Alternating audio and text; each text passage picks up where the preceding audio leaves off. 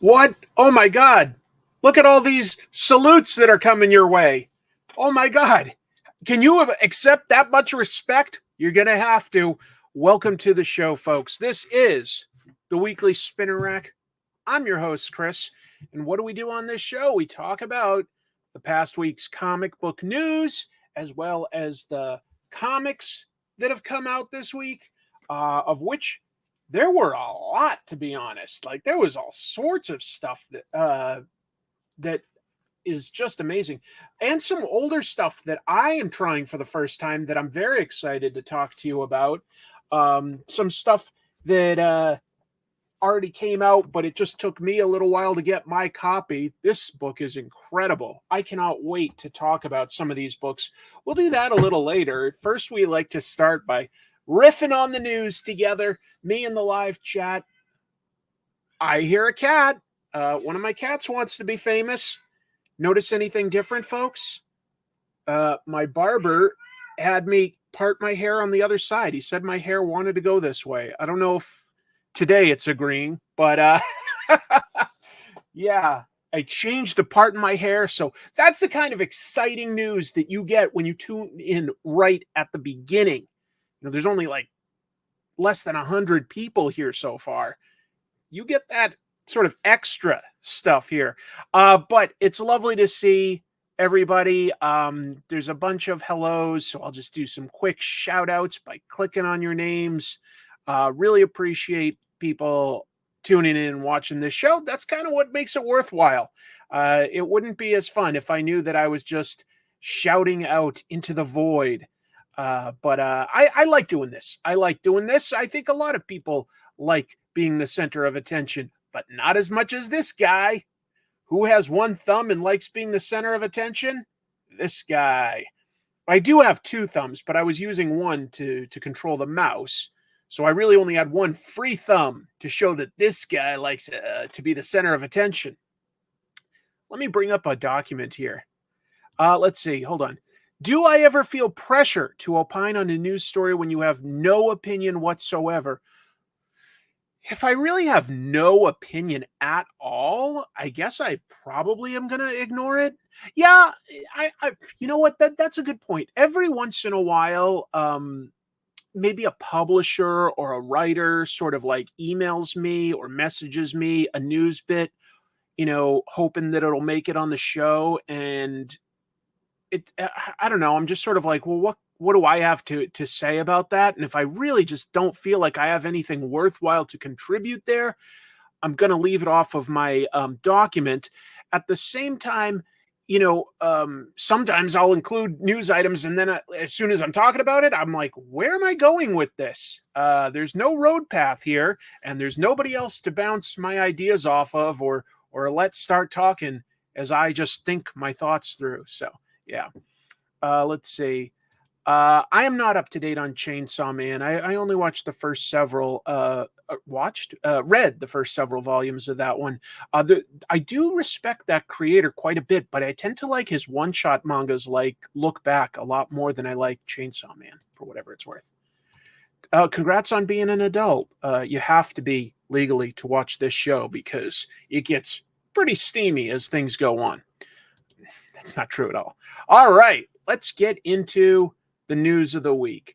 Very cluttered thumbnail, probably not my best work, but we'll see what happens. So I'll just react a little to the Deadpool and Wolverine full trailer, which debuted this morning. I think it looks fun. I don't know that it necessarily looks like it's going to break the genre with anything radically new. We've seen Deadpool do third wall breaking stuff before, and we've seen multiverse stuff before. So that isn't necessarily new anymore, but it can still be fun. And this movie does look fun to me. It looks like they had an idea.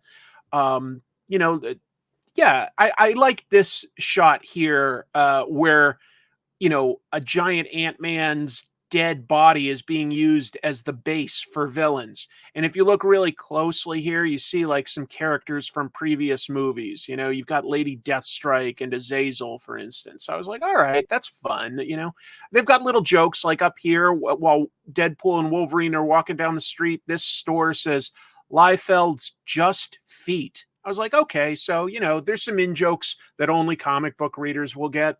Good, I appreciate it. Let's see. So the new trailer dropped today. It's showing that, you know, these two guys are going to team up. There was a lot more Wolverine in the full trailer. And it's a Wolverine, though, where they say that, you know, his world fell. It's a Wolverine that basically failed or lost everybody, or at least a lot of people that he cared about. That's a great point. Oh my God, did his CGI claws look terrible in Wolverine Origins? That is one goofy movie. I don't think that who they're showing us in the trailer as the big bad is the big bad. Let me get to that. This is wild speculation based on nothing. But yeah, so it shows that there's going to be multiverse stuff, right? We've got cameos from past X-Men movies. Pyro we've seen. Some people have told me that like Toad and Sabretooth are in there. I didn't see them, but maybe. I wouldn't be surprised by characters like that. And then, of course, it shows us Cassandra Nova. But does she truly make sense to be the ultimate big bad? Maybe. I won't be surprised if, for instance, Patrick Stewart shows up in a smaller scene as Professor X. But Cassandra Nova is definitely more of an enemy, very personal for Professor X. You know, it's his twin sister. I don't know if it makes as much sense for Deadpool. It's possible. It's possible.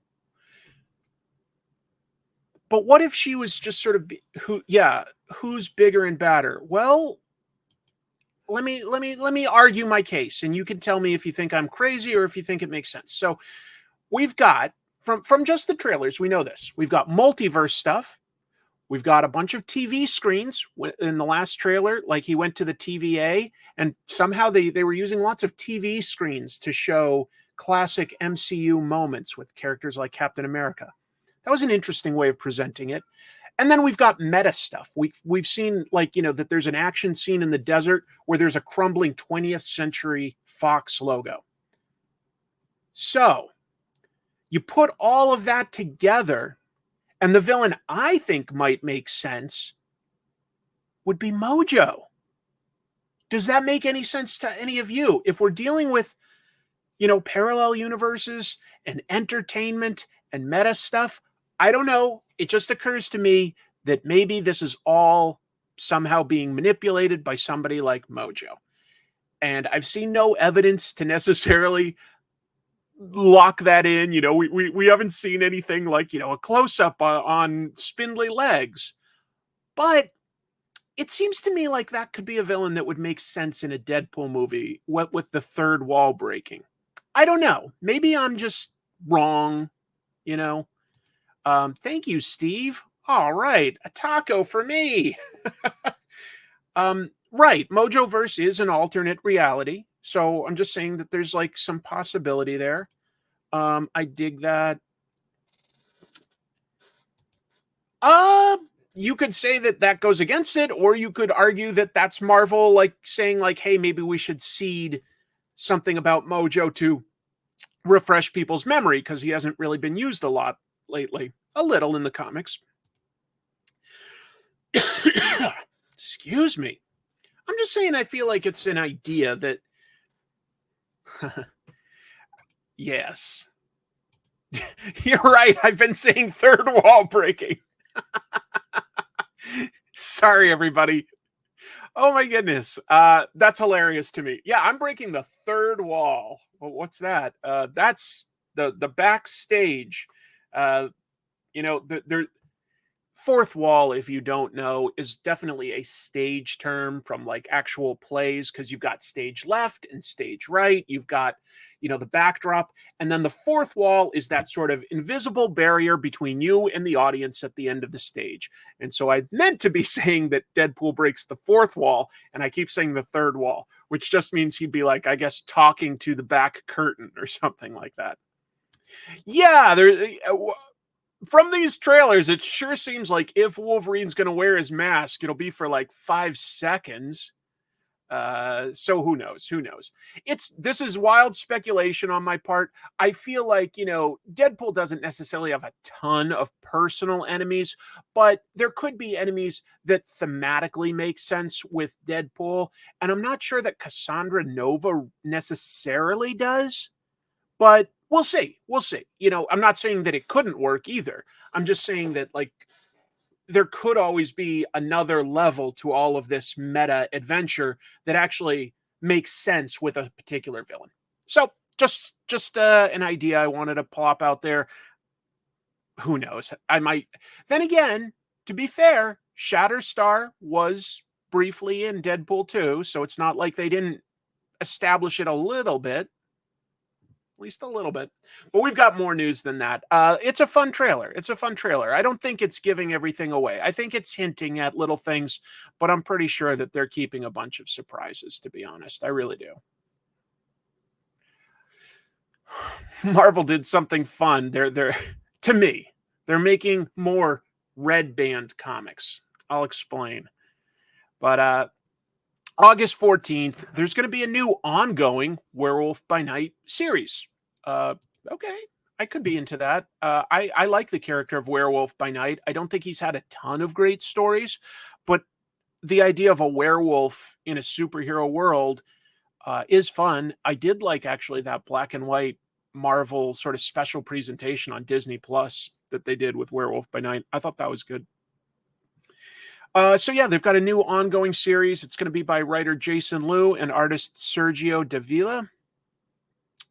The book is going to basically come with a parental advisory, and it's going to be polybagged in a red bag, because this will be Marvel's second book after the upcoming Blood Hunt, to be too violent to be considered just all ages, that you could just put out there for anyone to come grab, because we just know that if you go into any comic book store, it's just overwhelmed with under 10-year-olds, right? I mean, every single time you go into a comic book store, I mean, it's pretty hard to find a 40-year-old man reading those superhero books. It's always those kids. So we got to look out for those kids. We don't want the shop owners to get in trouble for selling something explicit in terms of violence to an underage kid. But, sometimes you go to like a horror movie at a theater, and instead of that green sort of screen before a trailer that says, approved for all audiences, sometimes you get the red thing that says approved only for adult audiences, and the trailer will have F words and, gore and stuff like that. Wow, cool. Maybe nudity. So Marvel is riffing on that idea. I don't think Marvel necessarily wants to corner the market there. I think that they're testing the waters with some of their horror ideas. Blood Hunt is their big vampire event. Werewolf by Night, one of their famous horror characters from the 70s. In fact, now that I think of it, Werewolf by Night is probably coming up on 50 years old. He might even be 50 years old as a in the comics, which is bonkers to think about, because he doesn't have that many stories. Jason Liu had something to say. If you don't know, the main character, the titular Werewolf by Night, yeah, his real name is Jack Russell. So they went with a pun, and now they're kind of stuck with it forever, even though this is a horror character. But he said, Jason Liu, the writer, says Jack Russell's new journey is to find redemption while figuring out his new lycanthropic transformation. No one is safe when the full moon is out, but luckily, Elsa Bloodstone is around to keep him in check. I like Elsa Bloodstone. I think she was hilarious in the Ellis and Immonen book, Agents of Next Wave. Next Wave, Agents of Hate. That was pretty funny. You know somebody in real life named Jack Russell? That's amazing. How about that? All right. I bought Giant Size Werewolf by night 1974 at Walgreens. 74. That would be coming up on 50 years. My God. Well, wait a minute. Are we going to say 50 years old? You belong in a retirement home? I don't have that much time left until I go into a retirement home if we're calling 50 retirement age. I mean, by the way, who here in America is ever going to get to retire at this point? Like, I just plan on basically having to work until the day I die. Yeah, I don't know how I'm going to get past that one. Marvel also announced, this is somewhat related, that they're going to actually send retailers at least 6 free copies of Blood Hunt. And that series, that's their event book coming this summer with superheroes versus vampires. Sounds kind of fun to me, to be honest, but we'll see. It's all in the execution. But that series is going to have a spin-off one-shot that sort of reintroduces Jack Russell, since people haven't seen him regularly in a while. Wow. I hope he's older than the book and that his parents didn't name him after the character. What's the difference between the new Nick Fury book labeled Max, I wonder? I think the idea is they're saying that it's gorier. So it's literally just a certain level of violence. But we'll see once Blood Hunt comes out. It might just be a gimmick. It probably is a gimmick, to be honest. Gimmicks can still be fun. They're not always a smart idea, but they can be fun. Yeah, I like some of that stuff where you just sort of, I like one thing about Marvel and DC, and I think Marvel does it a little bit more, is mixing together genres where you've got like supernatural and aliens and crime and superhero and sci-fi. I kind of like some of that. Yeah, they've tried it once or twice before. I know I'm blowing people's minds. I'll give you a minute or two to recover. We'll keep moving on. Oh, no guest for an interview tonight, if that wasn't obvious. Just wanted to take a break here and there, but yeah. How is Jack Russell a pun? Jack Russell is a type of a dog. Where werewolves are, well, wolves are dogs. So yeah, his name is Jack Russell, like the dog. So that's the pun. It gets funnier as I, in particular, explain it. Marvel kills the 2099 universe. I know. I can literally hear you guys in other states, other countries screaming, what about Stan Lee's Ravage 2099? I don't have all the answers. We're going to have to find out together. But they've teased this, Annihilation 2099, the beginning of the end. Very original catchphrase there. We'll see. Marvel sent this teaser image out to a bunch of news sites for Annihilation 2099. It's hinting that they're going to potentially kill off their 2099 characters or universe. We will see. If you don't know 2099, basically back in 1992, Marvel kicked off a bunch of titles that were set in the theoretical year of 2099, unfathomably far in the future. And they had Spider-Man 2099, who is obviously still bopping around. A lot of people like Miguel O'Hara. Ravage 2099, which I believe was the last Marvel character that Stan Lee created. Doom 2099, who will actually also show up in their upcoming video game Marvel Rivals, something like that, and Punisher 2099. So they had 4 titles initially. Eventually they added, I know, X-Men 2099. I don't know if they had any other ongoing titles that were called 2099 back then. I don't know. Oh yeah, that's right. They did have Ghost Rider. Yep, that's true. Let's see. Written by Syracuse native and nice guy, Steve Orlando. Well, there you go. I didn't know that he was a nice guy. That's news to me. That's news to me. Did they do a Hulk? I don't remember the Hulk one at all, to be honest. I remember Ghost Rider. I remember X-Men. I don't remember Hulk 2099. Couple people telling me that. Yeah, he did write. He literally did write Ravage 2099. So like 1992, that's pretty late for Stan Lee to be writing comics aside from every once in a while a small story or coming up with the idea behind a story, that kind of stuff.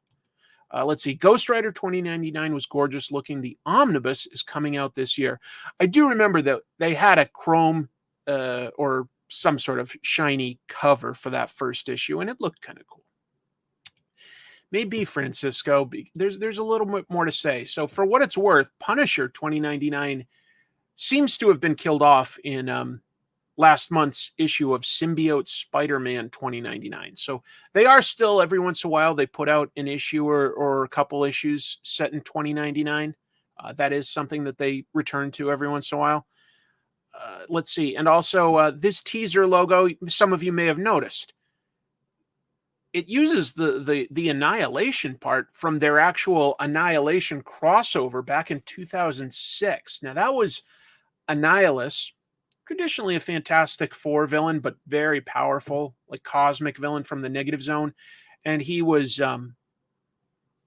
he had like sort of just a whole army, a huge army that was invading. And it was a cosmic thing. It kind of was the beginning of what became Guardians of the Galaxy, the Guardians of the Galaxy that we recognize from the movies, you know, using Star-Lord and using like Groot and Rocket Raccoon, characters like that had never been together before.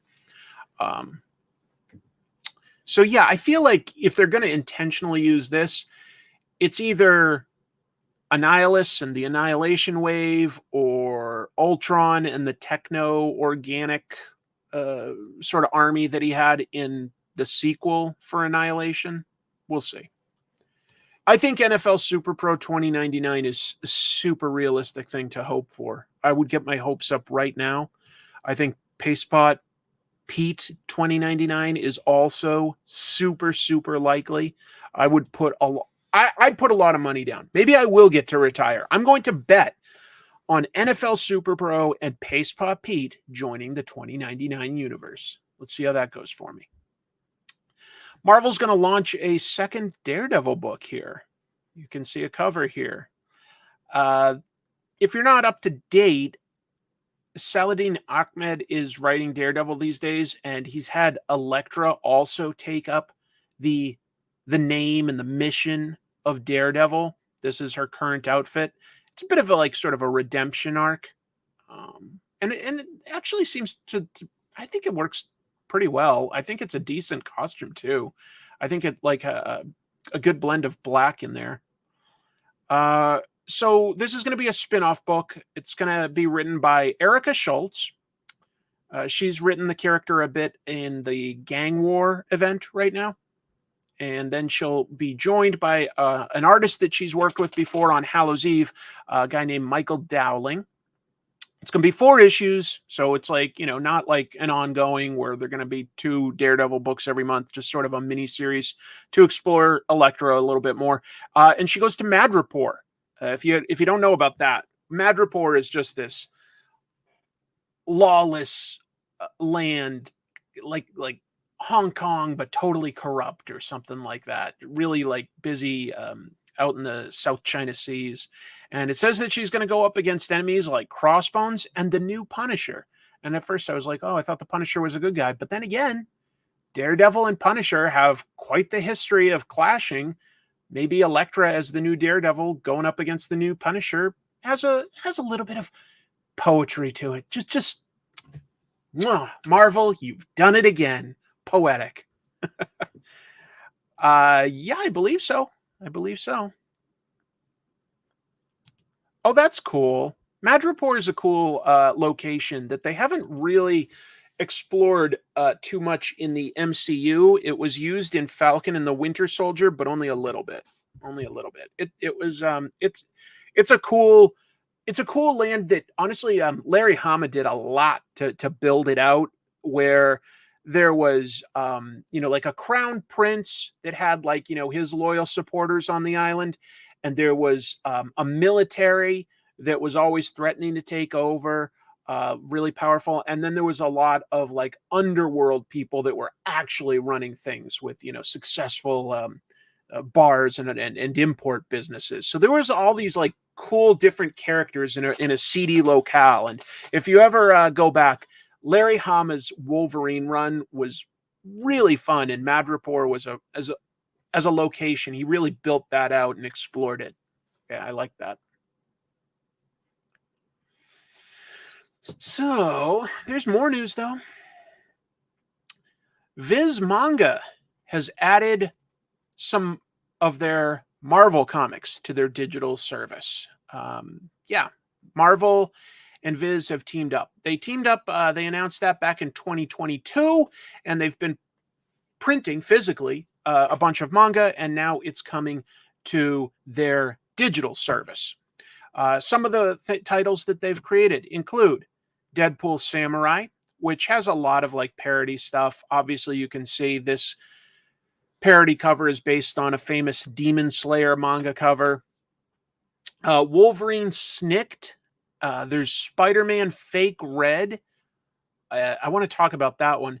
And Marvel's Secret Reverse. Oh, what was Secret Reverse about? I forget Secret Reverse off the top of my head. In Deadpool Samurai, Deadpool is sort of invited by the Avengers to join this team that they have in Japan, and it just brings him to Japan, and like he causes chaos. Spider-Man Fake Red is a fascinating idea where Spider-Man seems to have disappeared, and this normal guy without superpowers, he finds Spider-Man's suit, and he decides to try to wear it and fight crime. And he has no superpowers, but if there's no Spider-Mans, he feels like somebody's got to fill that role. It's an interesting idea. Right. That's what I was remembering that it was somebody famous. Right. The creator of Yu-Gi-Oh! Did an Iron Man Spider-Man story. And if I'm remembering right, Kazuki Takahashi actually died trying to save somebody that was drowning. I'm pretty sure I'm remembering that right. That wasn't that long ago. I think I even covered it when I was doing this show, like towards the beginning, that was like a news item that I talked about. I'm pretty sure. No, there's no powers in this. We're not saying that the guy gets Spider-Man's powers. He's just putting on the suit and running around trying to stop, like, robbers and thugs and stuff like that. All right. I don't know if I'm remembering this right, so I'll look it up, but I'm pretty sure I am remembering that. Kazuki Takahashi. I believe he saw somebody drowning at a beach, and he went out to save them, and nobody noticed, but he was like pulled in by the undertow and drowned, and no one noticed for a while. I'm double checking. Yep, I do have that right. Yeah, in July of 2022. It was a small beach where mostly American military went, and he went out to swim, and someone was getting pulled out by like a really dangerous undertow, and a few people went out to rescue the person, and he got pulled under and no one saw, so they didn't know that he died for a while. To be honest, it was kind of sad, but he died doing something heroic, just like the characters that he created. So I'm glad that I am remembering that right, because I'm not like, I can't honestly say that I know anything about Yu-Gi-Oh, but I respect somebody like that quite a bit. I grew up on a beach town in Massachusetts, and you learned about what the undertow was, where technically really a riptide, where it's just going there's like these little channels that just zoom, will suck you out to sea faster than you can imagine. And you're being just constantly pulled away from the ocean. Any swimmer would have a tough time. All you can really do at that point, you can't try to swim straight back. It will never work. You have to sort of go in almost a zigzag pattern, like slowly getting closer to the beach. It's really tough. Anyway, sorry to talk about something sad, but it has been like almost 2 full years. Yeah. Oh, you got stuck in one as a kid? Yeah. Plymouth, Mass. Sure. So I'm sure you've dealt with it too. Oh, yeah. Super popular. Crazy popular. Anyway, yeah, like his idea for Secret Verse, I haven't read, but it did sound cool. This fall, they're going to add some more. Like right now, these are the Marvel titles, Marvel manga titles you can read. But in fall, we've talked about this on the show a bunch. Spider-Man Octogirl is being added, and an older one, X-Men the manga. They're remastering it. X-Men the manga was based on the original 90s X-Men cartoon, but it was done as an original manga over there. And they're somehow like redoing the art a little bit, I guess. Spider-Man Octogirl is this weird isekai idea where Dr. Octopus wakes up in like a 13-year-old girl's body or something like that, this nerdy girl, and he just has to deal with like being teased at school and stuff. We'll see. I've done an episode about Mike Mignola. I love Mike Mignola. He's one of my favorite artists of all time. I covered him a long time ago. I mean, I could definitely revisit that again. Yeah, they're all black and white. Yes. Oh, they're also doing this weird promotion thing. So from April 16th to May 16th, if you're a subscriber of either the Viz digital app or the Marvel Unlimited app, you get access to the other platform during that month. And of course, it's, just like, hey, we know that people are subscribed to one of these services. If we give them, a taste, maybe they'll want to subscribe to the other. But that's still like a nice sort of extra if you're already paying for one of these. Yeah. There was this wild rumor going around this week that Kevin Feige, the head of the Marvel movie division, had ordered the death of Kamala Khan, Ms. Marvel, in the comics so that it would align closer to the movies. That was the rumor. I've got some details on that. This is a pretty funny story in its own way. So last year, if you didn't know, Marvel killed off Kamala Khan. It was definitely met with a lot of controversy because she didn't even get to like die in her own title. She was killed off in Spider-Man's title. So like all of a sudden she's a supporting character, even though she's a pretty important superhero these days for Marvel. She just didn't have a book at the time. So like, yeah, she was a supporting character in Amazing Spider-Man. She dies a hero, but she dies. And Marvel was treating it like it's going to be a big deal.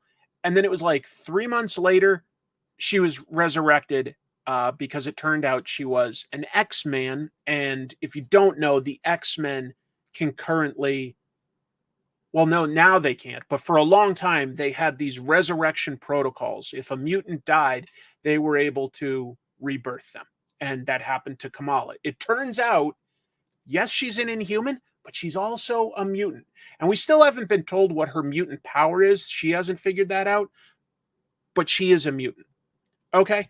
So that was all stuff that happened in the comics. And because it happened so fast and so out of left field, I think that started people wondering why Marvel did it that way. It was very sloppy. It's fine to me in the long run if Kamala is also a mutant as well as an Inhuman. I really don't have a problem with that. I think that the comics have done a good job, keeping her the same character. She's just also does happen to be a mutant. Okay, I'm willing to go with that much. But the way they handled it was pretty sloppy, is all I'll say. So last week on the Amazing Spider Talk podcast, they had writer Cody Ziegler on, and he talked about what was happening behind the scenes with that death to his knowledge. Oh my goodness.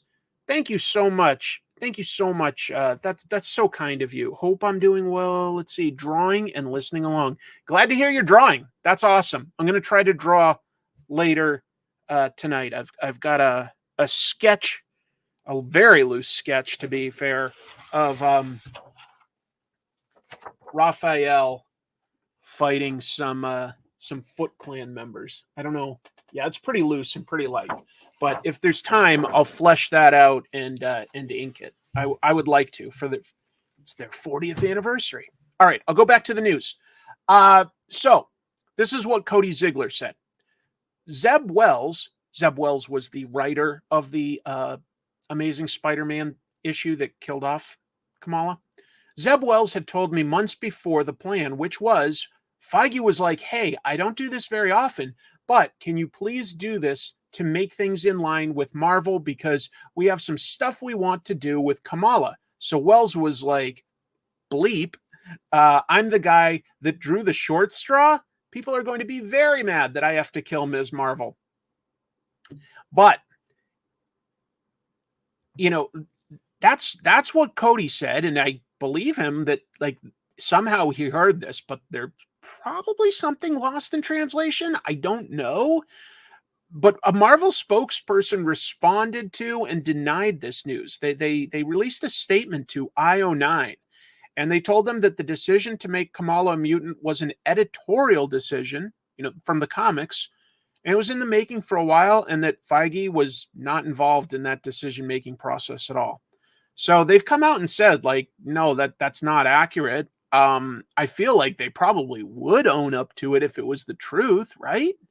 I don't know. It feels very strange. I feel like but why did Cody say with such confidence that this is what Zeb Wells had told him? And keep in mind, Zeb Wells works on the MCU side. He was an uncredited writer on the recent Marvels movie. He was a credited writer on the She-Hulk TV show. So he's done both MCU stuff and comic book stuff.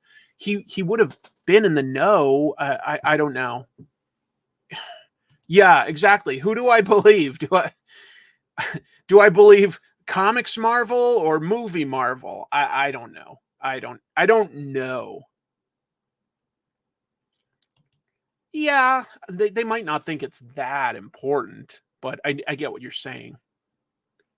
Oh man, I agree. Avengers Twilight is just totally a lovely surprise. Great book. I'll talk about it tonight. I'll talk about it. Well, the story came out really fast with like killing her off and then reviving her, but I do think that they probably had to have planned this out pretty far in advance. Even though they did it fast, I think that they had to have planned it out several months before at least. Alex just asks, why don't writers get credit on certain projects? Totally fair question. Ultimately has to do with rules that the Writers Guild of America, a union, has agreed to with the studios. It doesn't mean that a writer doesn't get paid for their work, but basically you have to provably have a certain amount of work in a script to get an on-screen credit, because they do use, a lot of movies do use punch-up writers, possibly on the set or like for reshoots, like where they need to, like, they feel like they need to get like a line a little better, make something a little clearer. So that's super common. And, Joss Whedon, not the most popular name anymore, but before he ever did his Buffy the Vampire show, before he ever did his comics like, Astonishing X-Men, he was well known as a punch-up writer that would like come in and try and like, improve movies that needed work. I want to say like Twister, I think Alien Resurrection, things like that. So it just ultimately is like how much work is in the script. And if it's below a certain percentage, you don't get credited. But most writers, most of the time, know that going in, and they're still agreeing to take the work because it's still a paying job and stuff. That's right. Carrie Fisher did famously do a bunch of punch-up writing while she was like an actress. I think the 80s and 90s were a time when Carrie Fisher did a lot of writing for movies. Yeah.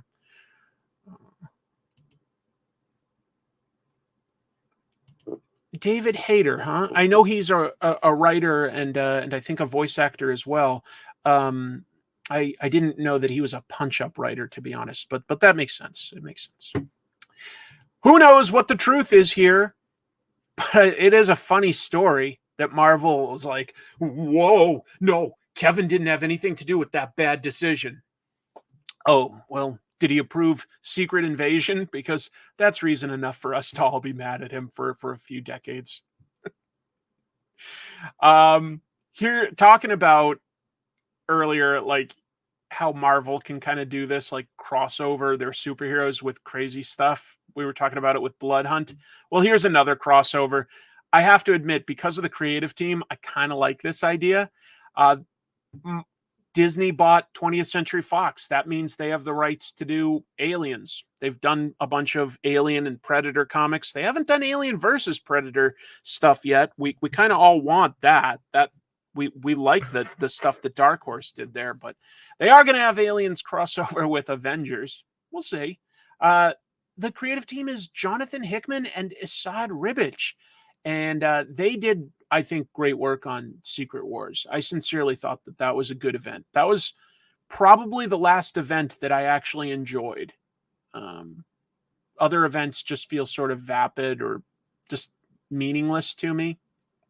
I didn't really care for either of the Civil War events, and there's been tons of other things that I can't really remember. But I did like, personally. This is, if you guys didn't like it, totally fair. But I thought that they did a good job there. So yeah, they're going to team up and they're going to do a crossover with Aliens and Avengers. It is set, Hickman said, slightly in the future. So that means that it can sort of be in its own continuity. Like, it'll be the Avengers we recognize, but it isn't saying that it's explicitly happening in the current continuity. That's fine. That's fine. Just not every book has to be in continuity. I really don't give a shit about that stuff. Just tell a good story. Let's see. Comes out July 24th. That's probably very intentional. I bet that they may have had this done for a little while and have been holding on to it because early August, there's another Alien movie coming out. I think it's called Alien Romulus. So I bet that that's very intentional to sort of build up some of the interest in that. That's my guess. You know what? King in Black was okay. Yeah, you're right. I didn't think of that as like sort of a company-wide crossover, but you're right. It was an event. I didn't really care for that AXE, Avengers, X-Men, Eternals. I thought that was messy. I didn't care for it. Oh, did he really? I didn't hear that. That's really interesting. Thanks for adding that context, Owen. Owen, you just got uncredited work as a writer on this show. Congratulations.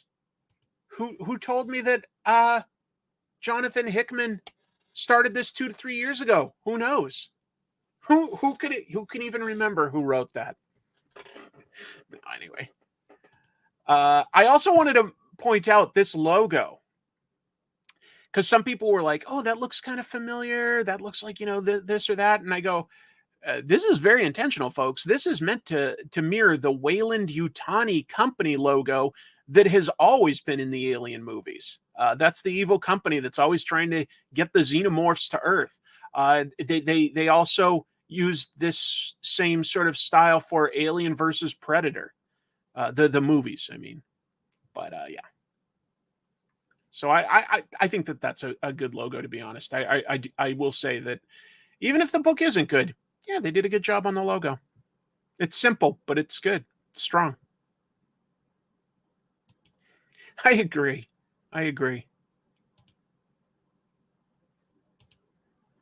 Maybe they do. I did read a little bit more about this news, and Hickman had some interesting stuff to say. He's like, how do you make Avengers superhero comics crossover with alien horror stuff? And he's like, so I'm trying to, sort of Avengers 5 the aliens a bit and aliens up the Avengers a little bit. But to be clear, aliens have crossed over with other superheroes. When Dark Horse had the rights, they crossed over with DC for some projects. You know, like Superman went up against the aliens, things like that.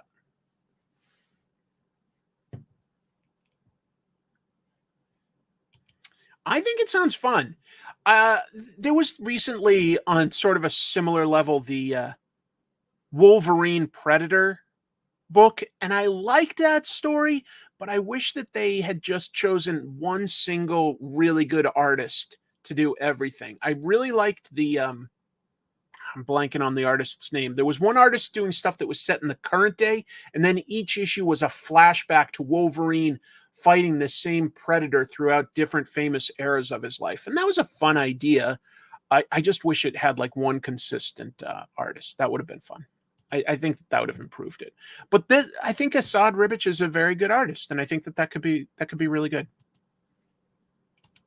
Hawkeye. Hawkeye should be the guy to see. Game over, man. Or how about this? Bill Paxton played Hudson, right? Bill Paxton played Hudson in Aliens, and he had that line, game over, man. Well, Bill Paxton went on to play an MCU character.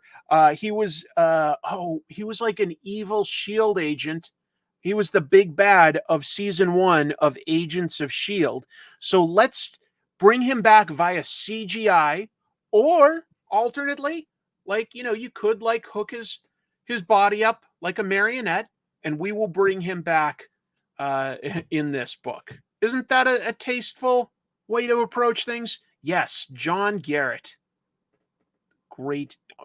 I do miss Bill Paxton. He was a great character actor, honestly. He always elevated what he was in a bit. His characters were great.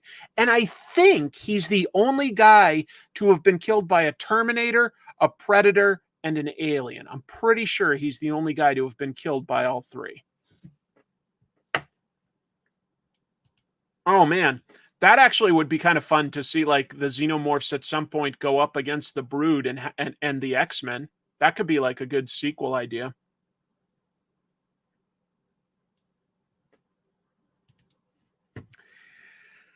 I amuse me. DC announced a sequel to The Nice House on the Lake. I thought that was a very good... It's technically a horror book, but it isn't like gory horror. It's more like psychological horror, like a really creepy idea. It was a very good book. So yeah, DC announced the sequel will be a 12-issue series called The Nice House by the Sea. Now it is... Here's what I can say about it. So The Nice House on the Lake, if you didn't read that, that featured a big group of friends, like these 12 different friends that all had one guy in common that had invited them to a humongous lake house. But their friend is really weird. Turns out he's otherworldly, whether that means he's, you know, an alien or from another dimension or from the future, unknown, kind of unknowable. But he liked them and he wanted to save them. So he put them in this like sort of simulation of like a peaceful area. And they slowly realized that the world around them has been utterly destroyed by some sort of apocalypse. And it's a bit of an experiment. It's really creepy and weird. It's hard to describe all of it, but it's good, I thought. Anyway, the sequel will change that up because now, instead of friends, it's going to feature a bunch of strangers who don't care for one another really that much, but they're in the same scenario. And how do you figure out what's going on and what's happening and how to break out of it? It's not a bad idea, to be honest. If you read the first one, that probably sounds even more intriguing than otherwise. Oh, absolutely. This would be a great, like, 2 or 3 season show. The sequel. Not since Chipmunks 3, Alvin and the Chipmunks 3, has there been a pun on that level. Michael, you're going to Hollywood. You would like it if Jim and I could watch The Dragon Rises again for Trash Movie Bonanza. I don't know that one. I can look into it. Jim and I will probably be recording later this week, so maybe not this Friday, but maybe next Friday we'll have another trash movie bonanza.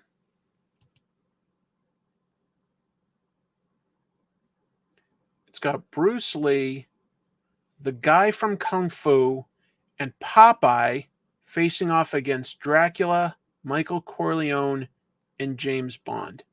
I don't know what to make of that, but I'll look it up. Same creators, by the way, on this book. James Tinian. I don't really know. I've never known how to pronounce his name. Alvaro Martinez Bueno and colorist Jordi Belair. They were a really cool team. I really like this artist, Bueno. I hadn't seen his work before, but it's really nice. The first issue of the series is going to launch Wednesday, July 24th. Whoops, how did I do that? All right. Gail Simone and Rainbow Rowell, two female writers that have a very loyal following, very, very successful, both of them. They're going to join Action Comics, going to be writing some Superman stuff. So in July, we get Action Comics issue 1067, and that's going to be Superman by Gail Simone and Eddie Barrows, and a Lois Lane backup story by Rainbow Rowell. First time she's written for DC. She currently writes She-Hulk for Marvel, as well as all of her novels and stuff. An artist, and I'm guessing at this name, even though I've seen their work, Cian Tormey. Gail Simone and Eddie Barrows' Superman and the Challenge from the Stars. That's the name of this arc. It's going to take place at the beginning of Superman's career, hence why we see sort of an old-fashioned logo here. It's going to be a 3-issue arc with a massively powerful alien race making Earth their arena. Could be fun. And then Rainbow Rowell, who is a former newspaper reporter, if you're not familiar with her career, will tell Lois Lane backup stories in the same issue. Seems like a really good fit. Let's see. But what of Gail the Blood Feud Bear? Well, I'm sure that there is an awful lot of Gail Simone puns going on social media these days. She's got her social media game locked down. That's for sure. Like the stream. Thank you. Oh, you mean like you're telling people to hit like, right? Thank you. That's also nice. You guys are all nice. Thank you. I appreciate it. I appreciate you. I get a lot of messages telling me, like, people like are bold enough that they send me emails and messages telling me that I'm fat, I'm ugly, I'm stupid, I have bad opinions, I should kill myself. And every once in a while, I have to admit, that kind of adds up and it makes you feel pretty terrible. But you guys are all pretty nice. That's why I do shows like this. I like it. Yeah, I'm always up for people that haven't played in that playground too much, giving it a shot, because when you've got a character that's been around this long, you need fresh ideas. So I'm down. I'm down. Could be good. Believe it or not, believe it, by the way, there's an Oldboy TV series in development. Let's talk about that. This comes from director Park Chan-wook, and you may have seen some of his movies. Great director. He did adapt the Oldboy manga into a film back in 2003. Great movie. Great thriller, basically. He's teaming up with Lionsgate to make an English language TV version. I think that this is a story that suits itself to long-form storytelling, actually. While Park Chan-wook's film version is really, really good, I think it would benefit from having more room to breathe and develop a lot of the characters. I think that this is a good idea. I think it's, again, a good idea. I don't know that it will be a good result, okay? I think it's a good idea. Oldboy tells the story of a man who is kidnapped and held prisoner in a sealed hotel room for 15 years. He's just an average guy. He has no idea why he's been sealed up in this room. He's not told anything. He never sees a captor. All he has is like a TV. He can watch TV, and he's fed. He's suddenly released after 15 years with no explanation, only to learn that he's got 5 days to discover why he was imprisoned, or face the consequences. And I won't give away the twists if you haven't seen it, but I do recommend either reading the manga or, honestly, I think that the movie by Park Chan-wook is arguably a better version of that story. It's a little loose for an adaptation, to be fair, but it has the gist of the idea. Okay. Yes. The reveal in the film is bonkers if you haven't seen it. Bonkers. It is a masterpiece. Yeah, the score is great. There's this like epic fight scene that's a oneer in a hallway that I like have highlighted here. It's just amazing. But I don't want to give it away. Yeah, I know. What a difference 21 years makes. Like when this came out, like the idea, oh my God, being in prison for that long sounds terrible. And these days we're like, wait, so somebody will feed me and I don't have to like pay any bills? And I get TV? There are worse fates. No, I'm not going to spoil the reveal. Like that's not what it's about. I'm just telling you that it is good. It is good. I am curious about what it could be as a TV show. The original manga, if you aren't aware, that ran from 96 through 98 in a seinen manga that's sort of written for more of an adult audience, men primarily. It's called Weekly Manga Action. Written by Garan Tsuchiya and illustrated by Nobuaka Minagishi. So yeah, this Oldboy, a lot of people don't know that Oldboy is actually a comic book adaptation. And just to be clear, there was also a 2013 English language movie version by Spike Lee. And you'd think, hey, you've got the manga, you've got a previous movie. Spike Lee can be a very good director. It wasn't a very good movie. I do not recommend watching that version. I'm sorry. It starred Josh Brolin. That means that this man has played Cable, he's played Thanos, he's played Jonah Hex, and he played the main character from Oldboy. So Josh Brolin has actually done a lot of comic book movies when you start adding it up. Yes, the original is a Japanese manga, and then it was turned into a South Korean live-action movie. Mm-hmm.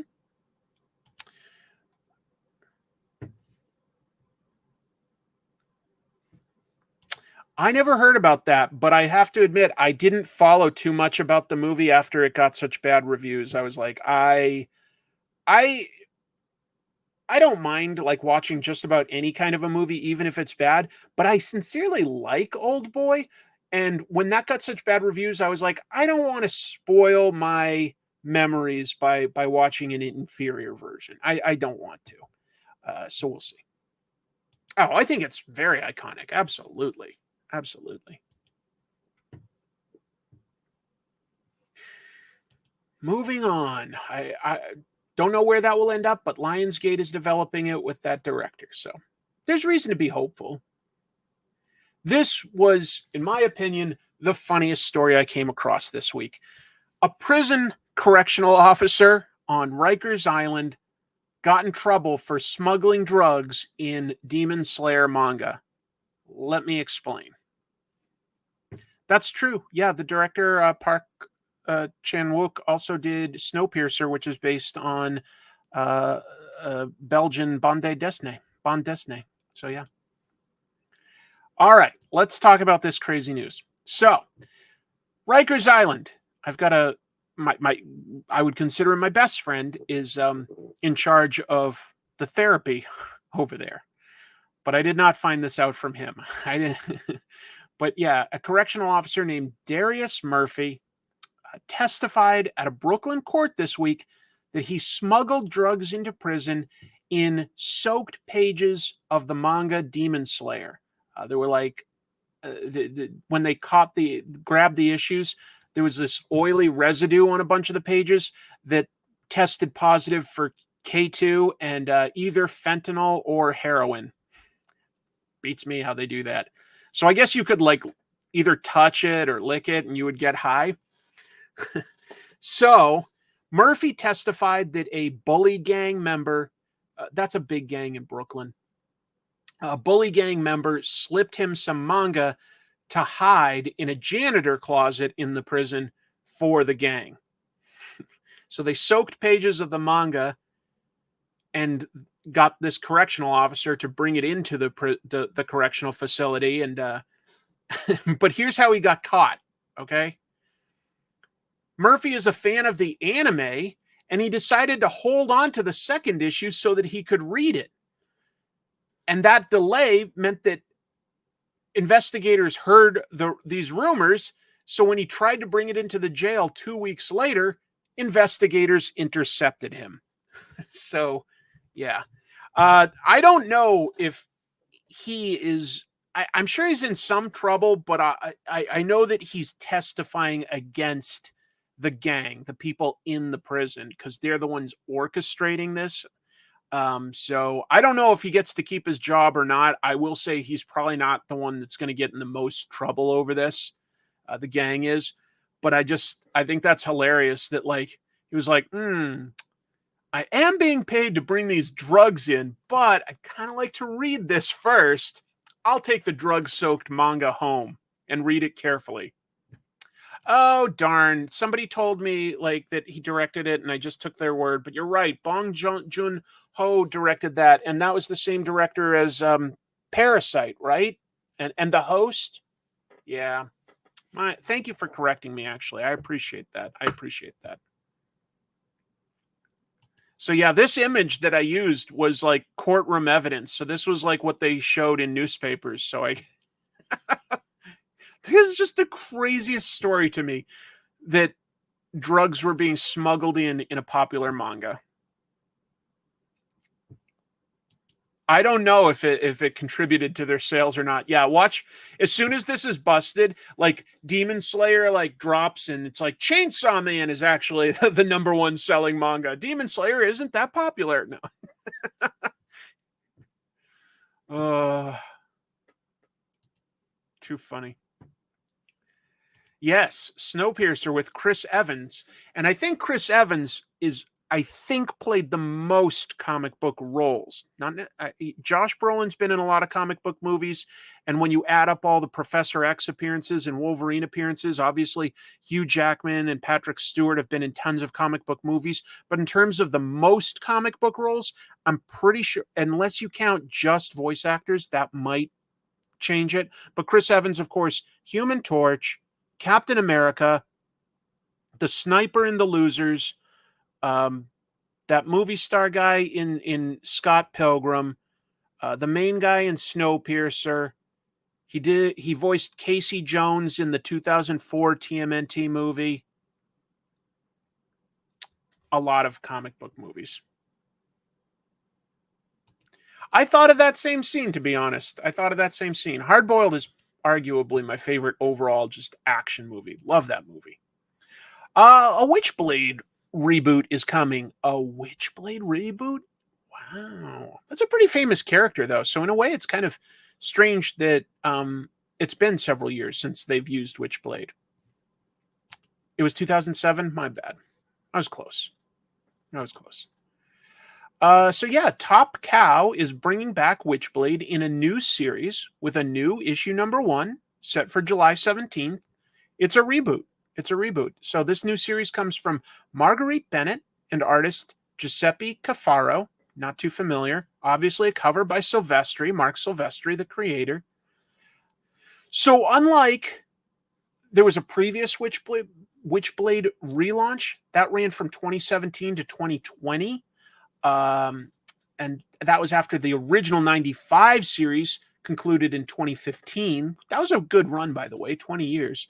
But this 2024 Witchblade will star the original 90s protagonist. The 2017 to 2020 had a different main character. But yeah, Sarah Pazzini is coming back. I never watched that live action TV show with Yancey Butler. Did anybody ever watch the Witchblade TV show? Because I never saw that. Her costume is a bit different now. It covers up a bit more, it looks like. That was a pretty skimpy original uniform. This is still form-fitting, but what superhero's costume isn't. It's still got cleavage, but it still seems to cover a bit more. Um, Maybe the original if you like Mark Silvestri's artwork, which I do. I wouldn't say it was a character I ever had any particular affection for. That's all. Michael Turner's first comic. Oh yeah. That's right. Original creator Mark Silvestri, guy in charge of Top Cow. He said this: "This is a brand new mythology around Sarah, and I can't wait for you to fall in love with her and all the twists and turns. Discover Witchblade Reimagined this summer and join us as we bring all the fun of the 90s to the modern age and see how exciting comics can be. I can't wait for you to read this new series." You've got your marching orders from Mr. Silvestri. If I'm licking my lips a bunch tonight, folks, I apologize. My lips feel very chapped, and they have for like about a week. I've been drinking tons of water to make sure that it isn't dehydration. I don't really know what's going on, to be honest. Sorry if that looks annoying or anything, because I'm very self-aware of what's going on. Just really painful, to be honest. Really painful. All the fun of the 90s. Chromium 3D lenticular covers. Pog punch-outs on the back cover. Yes, this is a jumping on point to just start a new version of it. Kind of like how things like Ninja Turtles have rebooted. Things like that. Good. I'm glad, Kevin. Thank you. Moving on, I've got a few more pieces of news. DC has pulled a bunch of variant covers to investigate claims that the artist used AI. I'm not convinced one way or the other on this one, to be honest. There's some weird stuff I'll talk about, but I'm not convinced that it necessarily means AI. We'll talk about it. So, and I'm going to mispronounce this name. I'll do my best. Cover artist Jingshong Guo, or Dashang, I'm guessing, was accused by some people on social media of using AI images for recently announced Shazam, in this case Wonder Woman, and Power Girl covers. And I circled some areas that the people on like Twitter and stuff were accusing this artist of like why it might be AI. For instance, like how this metallic armband isn't very well defined. It's got some kind of weird lines. And then you can't really see it too well here. You have to look at a big high res version, to be honest. But there's sort of like this writing along the edge of this shield that doesn't look like any real language at all. And it just sort of fades in and out, which is something AI does do. But that I don't feel that that's quite enough to convict someone, to be honest, of saying like you definitely used AI. I'm not sure from this. I do have another image I want to talk about. The artist posted this picture and some others to his Instagram without saying it, seemingly to counter the AI accusations. That said, while I'm going to give the artist the benefit of the doubt, from this, I can't tell one way or the other because, I don't see any underlying like loose structure that you built on. This is like, the same line art. Like, yes, this probably came first, but if you did use AI, you could also lightbox this and say this was my art, and no one would know is my argument. But like, yeah, so there's just some weird things going on. There's some more I want to show you about this. So here's another one that he did for Power Girl that I want to talk about. Xingzhang Go, and I'm sorry if I got the name wrong. He told the YouTuber Vinicius or Two Quadrinos, I haven't used AI, but I am an artist who was hurt in this witch hunt. I've been in this industry for over 30 years, and my drawing has always been traditional by hand. He also said that I am not against AI.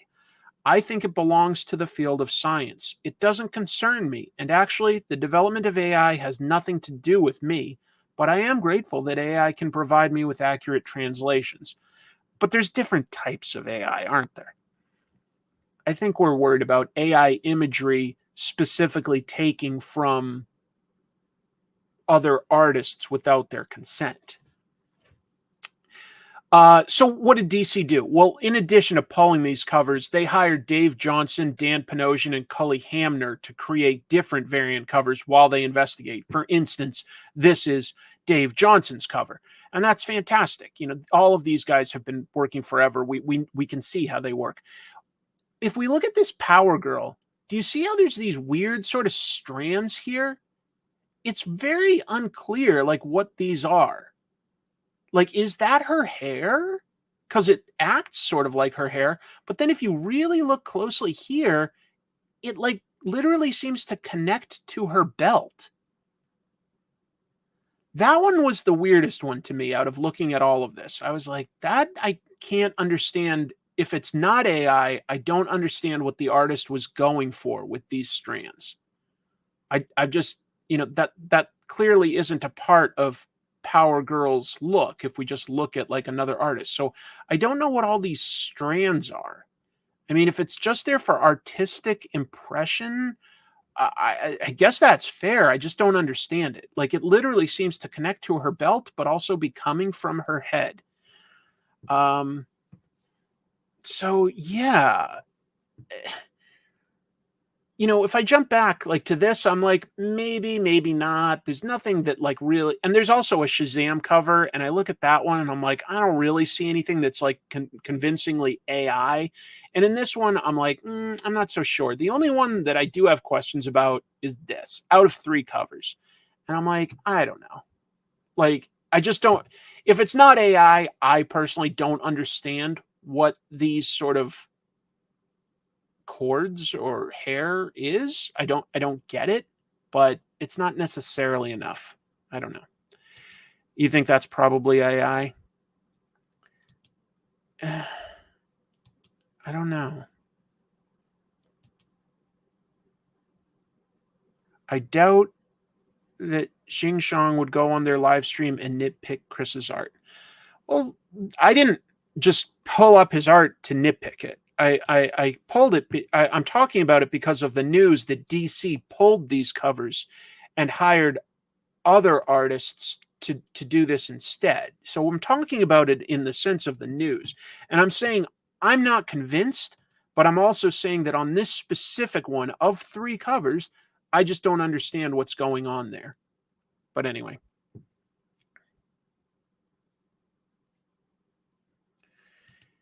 Maybe it's a mix. I don't know. I don't know. You know, it doesn't. I'm not going to like condemn the guy or say I'm convinced that he uses AI. I can't tell. I can't tell. And I feel like if I can't tell, I have to give somebody the benefit of the doubt. I have to. But DC says that they want to investigate it. So that's what's happening. Here's something just an upcoming piece. What's the cover on the right? This one, as I said, was the one by Dave Johnson that DC hired to replace this one while they investigate. So this is the replacement variant cover. And there's also ones by Dan Panosian and Cully Hamner. By the way, 3 artists that I personally love. That's neither here nor there, but that's what's going on. Yeah, so there's a new SuperMassive one-shot announced. Let me explain. The Massive Verse, as they call it, contains Radiant Black, Rogue Sun, The Dead Lucky, Inferno Girl Red, Radiant Pink, some other characters, but those are all titles that have been published where they're in a shared universe. However, they don't do crossovers between the individual titles, which means you never have to buy more than one book. If you just enjoy, say, Radiant Red, you don't have to read the other books. If you just enjoy Rogue Sun, you're never going to have to read the other books to like get a chunk of the story or anything like that. I kind of like how they do that. Instead, what they do to sort of like build on the idea of this shared universe is every once in a while they do one shots, and that's what this is. I think it's a different way to do it, and I think it's nice. Anyway, for 2024, their one shot is coming out July 10th. As you can, this is the solicitation in whatever magazine carries Image now. I can't even keep up with which distributor covers which person. Anyway, writers, Kyle Higgins, of course. Ryan Parrott, yes. Melissa Flores, yep. Matt Groom. They've all written for these titles before. And it will follow all these superheroes except Radiant Black, showing what they are all busy doing, because currently in Radiant Black, he's fighting this gigantic alien war. The story arc is called the Catalyst War. But if they're in a shared universe, these other superheroes have to be busy doing something. This is going to explain what they're doing. There's 4 Radiants. Black, red, pink, and yellow. There's 4. And then there's some other superheroes in that world, like Rogue Sun, Inferno Girl Red, Dead Lucky. They're all very different.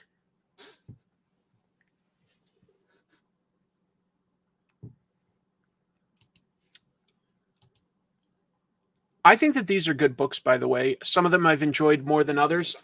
Radiant Black is probably my favorite. Inferno Girl Red was a really nice surprise. Rogue Sun is one that I need to catch up on in trade paperback, but it's a cool new superhero universe that's a bit more sci-fi based than others. Radiant Burnt Orange, yes. Come up with your favorite color. Give them some radiant powers and go. What's your favorite color? Radiant Fuchsia. Radiant Plaid. It's good. I keep hearing good things, to be honest. I should keep up. Oh, yeah. Technically, No One is set in the same universe, too, even though that's more of a crime book with like a grounded street-level vigilante with no actual superpowers, but No One is set in the same shared universe. Wait. They just need one more to form Voltron. I feel like there's a possibility someday they may have them like do some sort of Power Rangers-esque team up, but who knows? Who knows? Radiant Beige I like quite a bit. It's a nice, gentle tan shade. Diarrhea Green, that's very specific that you think diarrhea should be green. It's very, and I'm worried about you now. I'm very concerned. In fact, I'm calling the police. They solve medical problems, right? Calling the police? That's a good idea. A major Transformers character apparently is debuting, as we can see in this cover.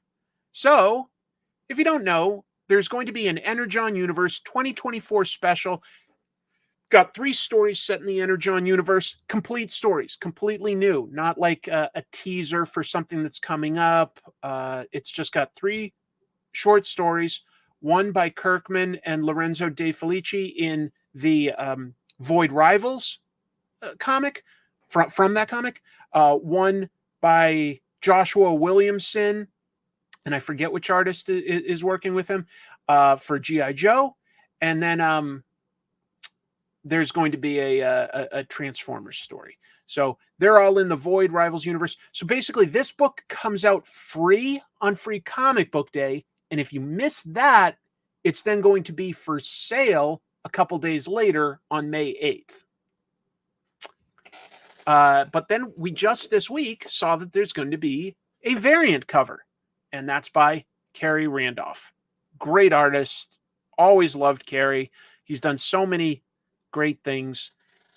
But this seems to imply that Hot Rod is going to join the Energon universe now. In the cartoon, for what it's worth, Hot Rod was a new character for the 1986 movie. He did ultimately become the new Autobot leader. So he's a pretty important character in the comics. Hasn't been as important in all of the following new cartoons, toy lines, and movies. He's been used, but hasn't been as important. But this version certainly drawn reminiscent of the 86 movie version. We'll see. We'll see. That is not a bad idea. If you're going to do an energy drink, yeah. What is the timeline for Energon? Is Void Rivals before or after Transformers? Concurrent. At the end of Void Rivals 1, like that's been out for like 8-9 months now. there's a cameo by a Transformer. That Transformer then shows up in issue 1 of Transformers. So it's basically all happening at the same time. Thank you. If you can add a like, it helps the channel. It really does. It really does. Yes, Judd Nelson is specifically going to show up in the comic. Not voicing Hot Rod. He's going to show up as himself. I'm sure that the Energon Universe logo was done in collaboration with Hasbro because, you know, this is a big deal, rebooting all of this. And the Energon Universe has proven to be a big hit. These books are selling like crazy.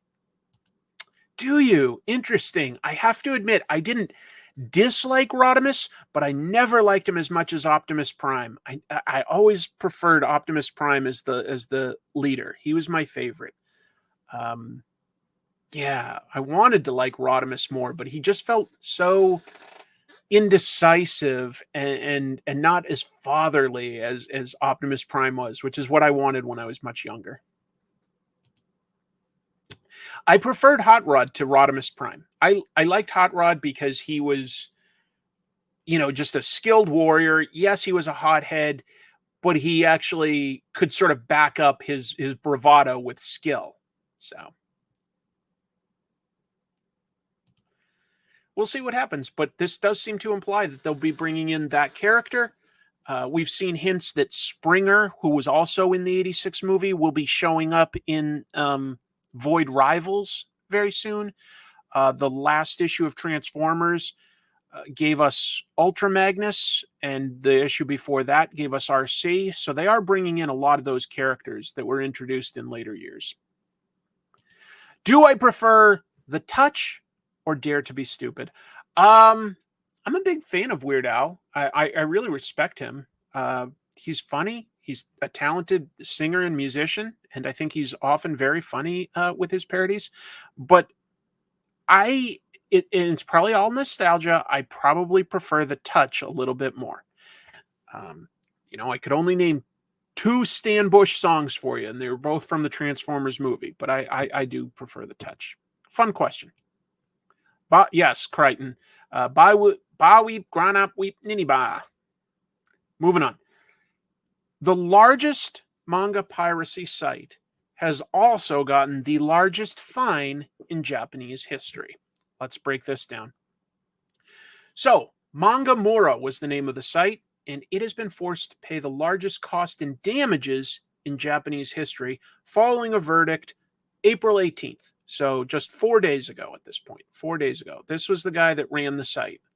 Romi Hoshino. Japanese guy that was living in Manila, Philippines. The site, I say site owners, it's really site owner, has been ordered to pay 1.7 billion yen. I'll translate that to US dollars since that's where most of my audience is. Around $11 million. $11 million. Following a lawsuit by the 3 major publishing companies, Shogakukan, Kodakawa, and Shueisha. They caught him. He was arrested. The site owner was found to have uploaded manga scans himself.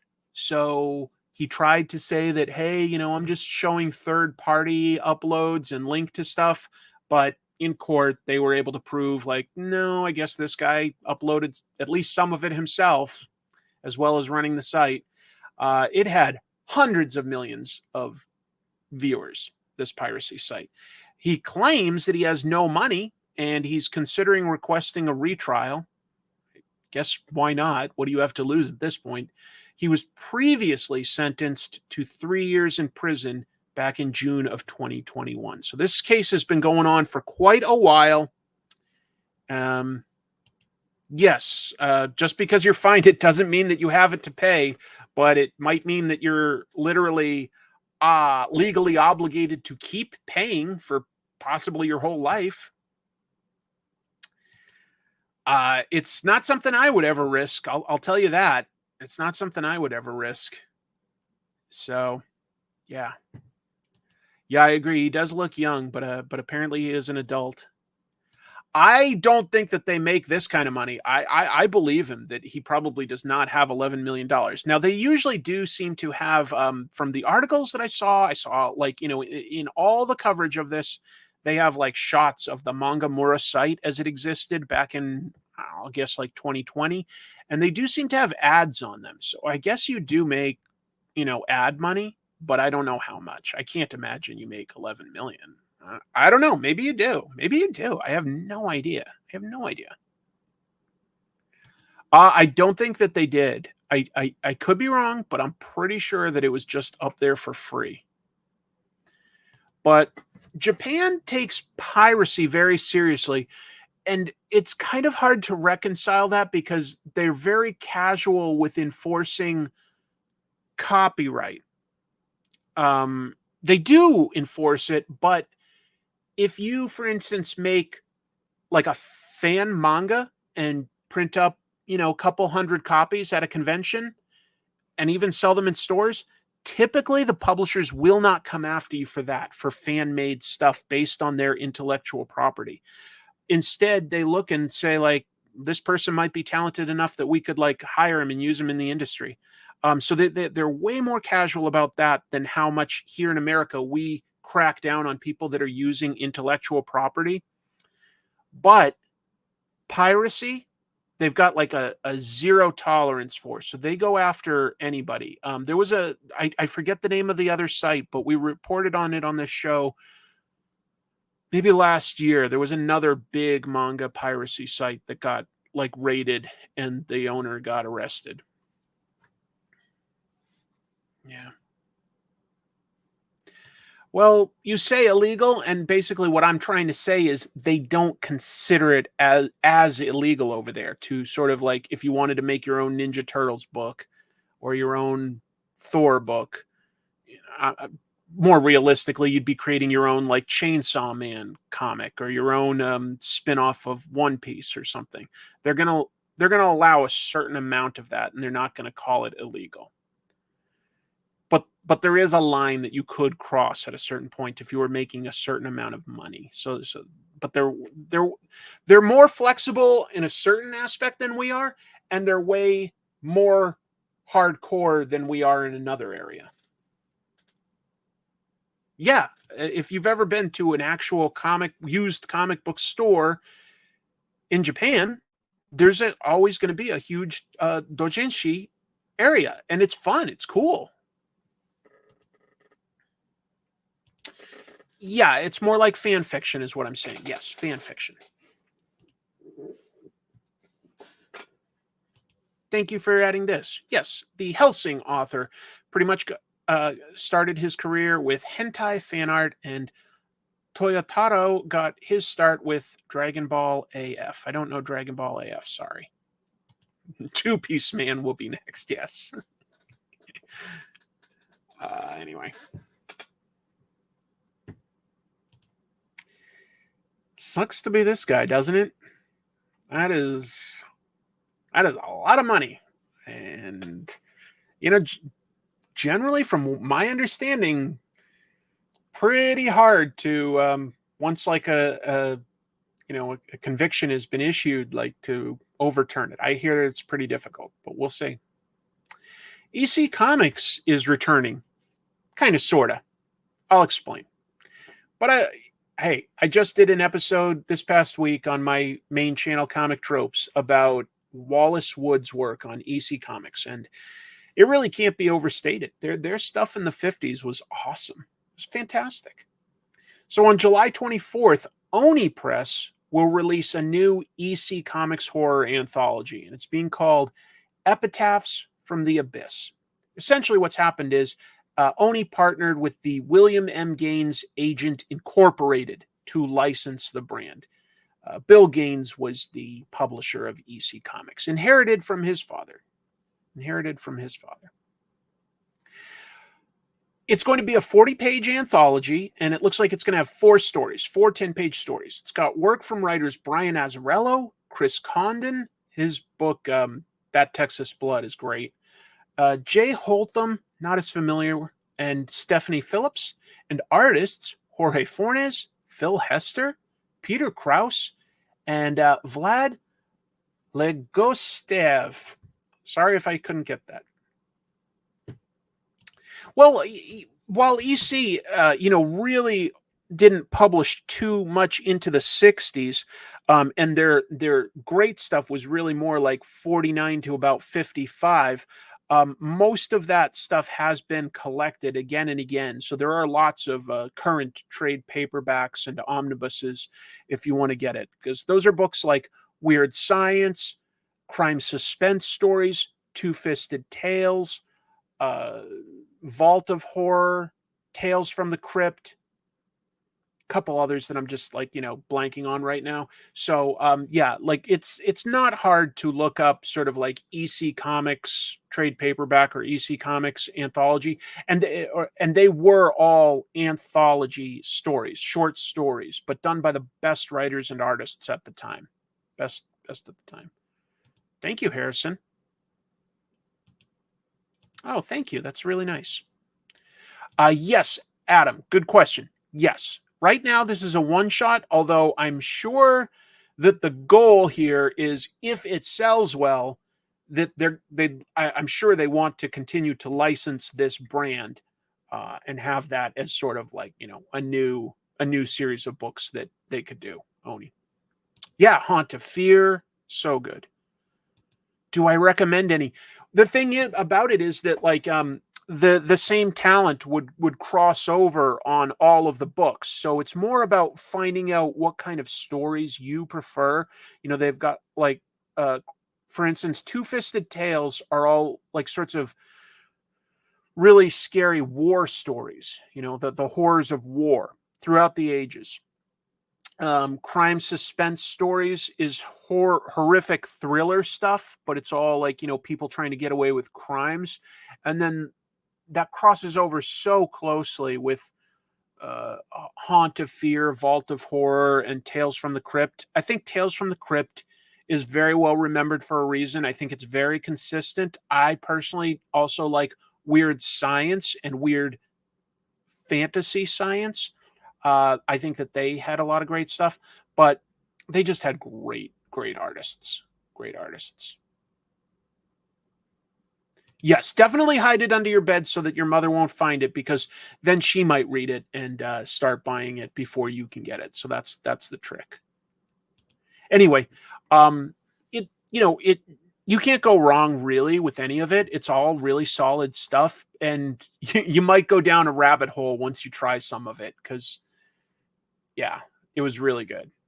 But that said, all things considered, there's not that much of it, because when they started, it's called New Trend. They basically launched 1950, very beginning of 1950, and then the Senate hearings or congressional hearings, I forget who did the hearings, whether it was the House or the Senate, but there were these hearings over potential inappropriate stuff being in comics. Essentially, there's a lot of fear of communism, and the comics code was invented, and that kind of killed off EC Comics.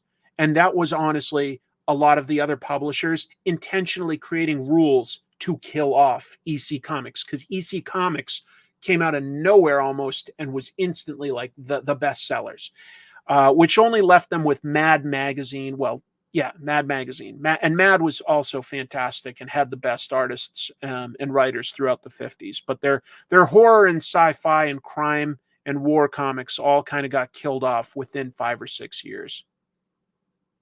It didn't last that long, all things considered. The Rocketeer is getting a new book. We're almost done with the news, but I did want to talk about this because it's got an artist that personally I'm a big fan of. And I think that this art is just... the artist posted this splash page to his social media because he was like, this doesn't spoil anything. And I think it looks cool. So it's called The Rocketeer Breaks Free. And it's an upcoming 4-issue series through IDW. Writer Stephen Mooney, who's actually written 2 other Rocketeer series, which means that with this one, he'll have actually written more Rocketeer stories than the original creator Dave Stevens did. Dave Stevens kind of passed away young. And artist Staz Johnson. Now, Staz has worked for, Marvel and DC and 2000 AD. He's worked on a bunch of the Batman stuff for DC. He's done Avengers stuff. He's done Rogue Trooper. Really good artist. I just think he's really underrated, to be honest. I think he's really, really talented.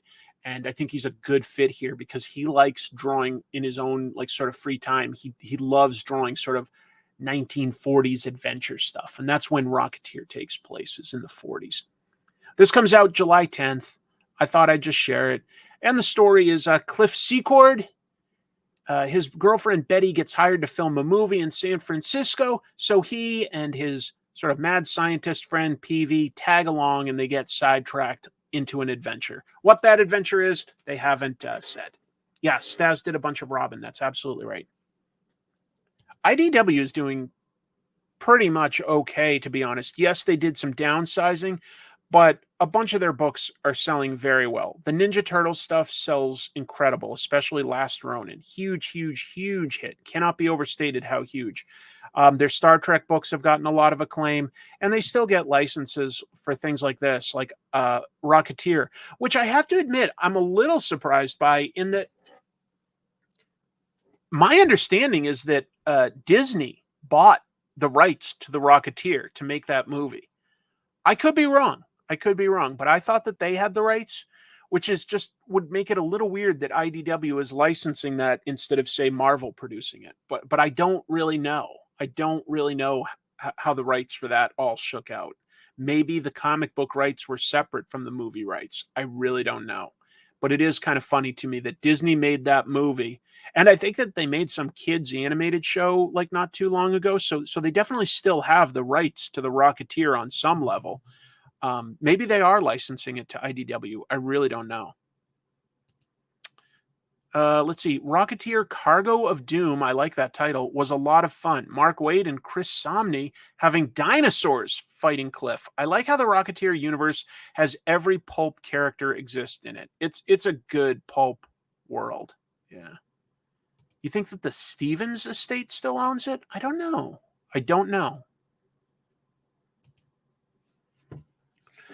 Last piece of news I have is just some business news. I've got some business news to talk about with Dark Horse. So you may or may not know, this happened a couple years ago, but Dark Horse sold itself to another company. And they still do their own thing, obviously. They've still got a lot of the same editors and production people putting together their comics. But technically, they're owned by a company called the Embracer Group. Yeah, Dark Horse is owned by the Embracer Group, and the Embracer Group is primarily more of a game company. So Embracer Group this week announced something. They're going to divide into 3 companies moving forward. Asmodee, which will focus on tabletop gaming. Coffee Stain and Friends, which will do A and AAA, AA, and mobile games. A and AA and mobile games. And finally, Middle Earth Enterprises and Friends, and they're going to focus on the AAA games. The really big budget stuff. So what happens to Dark Horse? Dark Horse Comics, which is currently owned by Embracer, will now be owned by Middle Earth Enterprises and Friends. And then the idea is these companies, Asmodee and Coffee Stain, I guess, are planned to eventually spin off as their own private entities. And the Embracer Group feels that this will make best use of resources. I don't know why sharing resources wouldn't be better, but that's what they say. Do they really? They make some of the best tabletops around? I'm not an expert there, so I didn't know that. That's cool. Why are pulp stories all pulp? Well, pulp really more refers to, in a way, a time period than a genre per se. Basically, before comic books in 1938, there were magazines aimed at like, young readers and stuff that would be primarily text pieces, short stories, novellas, things like that, ongoing serialized fictional stories. And they'd have some spot illustrations that would be hired, but it was all published on pulp newspaper, a cheap newsprint, essentially. So, and then just what was popular at the time, stories like, Phantom, Spider, Doc, Doc Bronze. I'm spacing on the name. Tarzan. And so they all sort of get lumped together and are called pulp heroes. But technically, there were other pulp magazines. They just didn't have stories that are as well remembered now. So it's more just talking about a time period. Wow, thank you for the super chat. Juice Stained Comics. I've had a few Juice Stained comics thanks to my cats. Doc Savage, thank you. Is it Doc Savage, the Man of Bronze? Is that what I was doing? I think that's what I was doing. Yeah. Yep, pulp is a kind of paper. It was just at the time like one of the cheaper papers to get. Like you could still get it, but it isn't always as cheap as it used to be because production methods have just changed, and whatever you print in the biggest bulk is what's going to be the cheapest in a way, because of economies of scale, and because there's more demand for nicer paper. Usually, like a thicker, whiter paper is going to cost almost the same as printing on, say, like newsprint type of paper. You can still do it, but you don't have to. Let's see. Chris, One Piece collab with the Red Sox, August 28th. I heard about that. I did hear about that. Yeah, if I still lived in Boston, I'd try to go that day and get like the branded merchandise. That would be fun. That would be really fun. I grew up in the Boston area, so I am a fan of the Red Sox.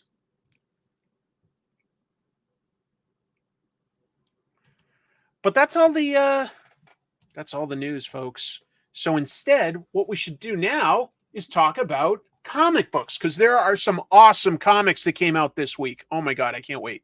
All right, just give me a minute to do some technical stuff here as I add an extra camera and make sure that I've got it zoomed in properly. And I will be right with everybody. Let me just adjust where I've got everything positioned. And we'll talk about some of the comics that came out this week. I'm going to pull one to the top. No, ChemDog, I haven't seen that movie. Sorry. All right, let's do it like... Oh, and looks like I need to adjust the focus just a little bit. Bear with me. This is always a little tricky to figure out the focus when I've got it on manual instead of auto. But if I have it on auto, it does that weird thing where it like zooms in and out. It's very annoying.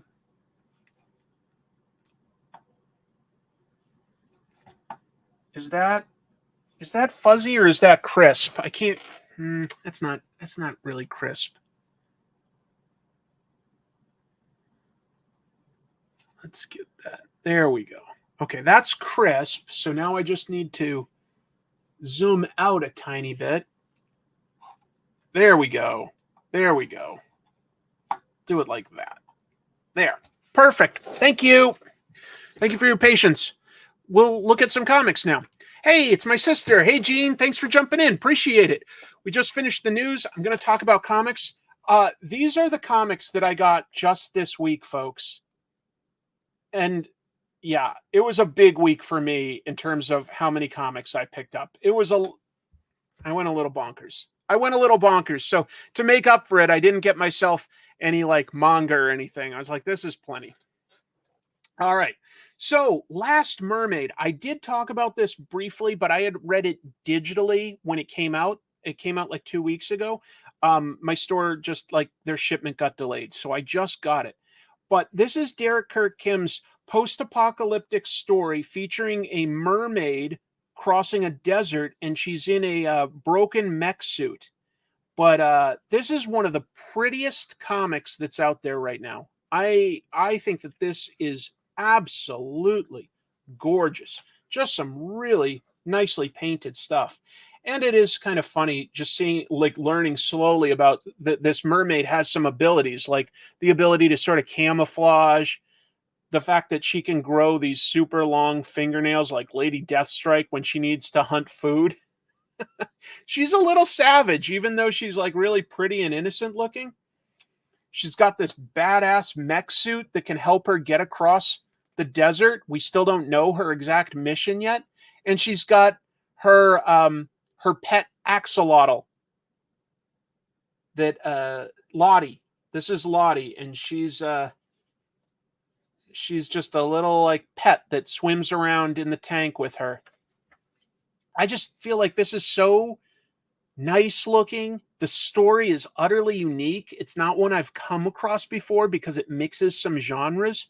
I'm curious where it's going. I can't figure that out. It always ends with a cliffhanger. And I just, with very little dialogue so far, I find the character likable. She's a survivor and she cares about her pet. Cool. I'm in already. You know, going forward, you need to keep like being careful about how you present her, but it's pretty funny. And having, she's in like really desperate situations. If it's not necessarily clear as I just flip through, but she's in desperate situations. So having this pet is a really clever idea for how you're going to structure this story, because she's kind of going on a mission by herself. Why would she like say anything if she's by herself? But if she's talking to her pet, it makes more sense. So that's good. That, like, having that pet there means that she'll explain things to us, the audience, and this gives us some light, what do you call it? Comic relief, some light comic relief. It's very cute. I strongly recommend this book. It's going to be different. I don't know if every comic shop is going to carry it because, look, it's square. Some people might just be like, I don't want to put that on my shelf. They really might be. But I do recommend this, folks. If you can find, and the first issue has been reprinted, and they're only on issue 2. I think it's a really great looking book that I mean, even if it was just the art, I definitely recommend it. It's pretty. It's easy to read. There's a lot to recommend. I think that the best book of this week, for me, was probably this issue of Thor. I laughed out loud 4 times when I read this that I remember. I might have laughed even more. I don't laugh out loud a lot when I'm reading something. I might internally just sort of be like, And I feel like that's a good reaction. I laughed out loud at this, and I'll explain why. Do you think Greg Land is one of the only people who watches adult videos for research purposes? I mean, that girl can't be that excited to see a cake. He does seem to reference adult entertainment. I don't quite get it. What is this? This reads by itself as a single issue, okay? But in the context of the current Thor comic, essentially what's happened is Thor has some villains. Darius Agger runs an evil corporation called Roxxon. They've got their hands in every part of business, okay? And his enemy is Thor. So he's hired the Enchantress, essentially a magician, and Darius used his incredible wealth to buy Marvel Comics. In Marvel Comics exists. And supposedly, they're making comic books about the true stories of the heroes of that world. Okay? That is canon. That has been established since the Stan Lee, Jack Kirby days of Fantastic Four. This builds on that. The bad guys have bought the rights to the Thor comic and are presenting him as like a huge fan of the Roxxon Corporation and a bit of a dolt to like weaken him. That's the meta narrative. All that matters in this is we've got Thor working for Roxxon and talking about how great all of his Roxxon products are.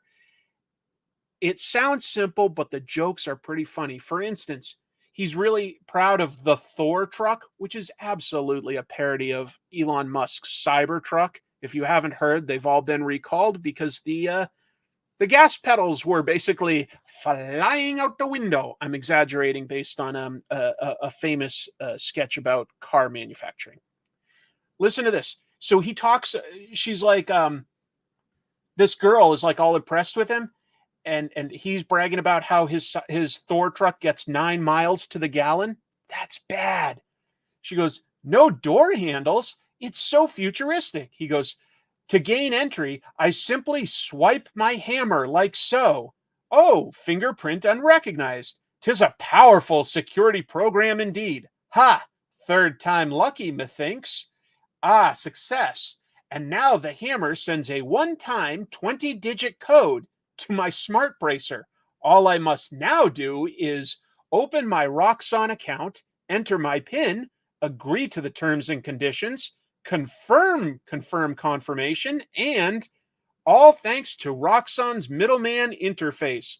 As easy as that? Who needs keys? That's an example of the kind of jokes that we have here. Okay, I gave you one. I think that this is some hilarious stuff, just joking mostly at the expense of big business. It's not really aimed at anyone in particular as it goes on. The enemies are presented as like hippies who have nothing better to do than complain about, the environment getting damaged. It's great. It's great. He's using VR goggles to solve problems. It's really funny. He's using Roxxon drones to pacify those hippies. The fact that they got Greg Land to draw this, I feel, is also part of the joke, right? I mean, Greg Land, if you don't know, is well known for drawing very heavily referenced artwork. It's a certain type of art. And I don't know if he's in on this joke or not. I don't know. He probably is in on this joke that they're using his art to sort of pretend to be a fake version of a Marvel comic. But I laughed at it is all I can say. Humor is subjective. So I just read that and maybe you were like, yeah, fine. Or maybe you were like, that's not funny. I don't feel you can ever make someone think something's funny if it doesn't hit them right away. That's not how it works. But I found it funny. I found it very funny. Also, there's just weird little things. Like they say that Thor has a civilian identity as Chad Hammer. It's so ridiculous. It's so ridiculous. I like Thor's beard more. Yeah, well, to look clean shaven and everything for Roxxon, they have him like get a short haircut. Odin demands that he get a nice short haircut and clean up his beard. It's very meta, but this also feels like something you couldn't easily do outside of a shared universe of serialized comics. The joke wouldn't land quite the same. I could start, say, a new Image superhero book and then do like a parody of this. I don't think it would carry the same weight. Even if you don't know all the history of Marvel existing within Marvel, if you don't know the history of the Roxxon Corporation and stuff like that, even by reading this, you sort of know, okay, that's stuff that exists. That's stuff that existed before that's being riffed on. It's not a brand new idea to a whole new story. It's pretty funny. Yes, he's got a big T on his outfit. It's so over the top, the branding jokes. I laughed. I really like the idea of the in-universe Marvel Comics. Dan Slott exploring that in his She-Hulk run was really fun. Yeah, since She-Hulk is a lawyer, she has had stories where she has had her research assistants pull Marvel Comics because supposedly it's all based on verifiable facts that have happened in this world. So anyway, yeah. That totally fair. You're right. Like, there is other parody and satire out there, and I'm not saying it's bad, but the way this is presented, I don't think you could easily do the exact same jokes, is what I'm saying, on the same level. Boy, how do I explain this? Because of course you can make jokes about a corporation or how a corporation interacts with a superhero. Of course you have. There's been definitely indie comics that have done that too. It's that this is a joke on a meta level, I guess. I feel like there's another level to it, I guess. And the meta level is it's definitely poking fun at Marvel itself.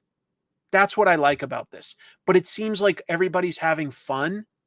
It feels like they're allowed to like poke their boss and go like, kind of ridiculous, right? For instance, Marvel Comics will often have in their things like a little tiny asterisk, and then an editor will explain something. And I know you can't probably see this, but in this, people from Thor's Asgardian realm, they keep calling Earth Earthgard, and there'll always be a little asterisk that just says Earth.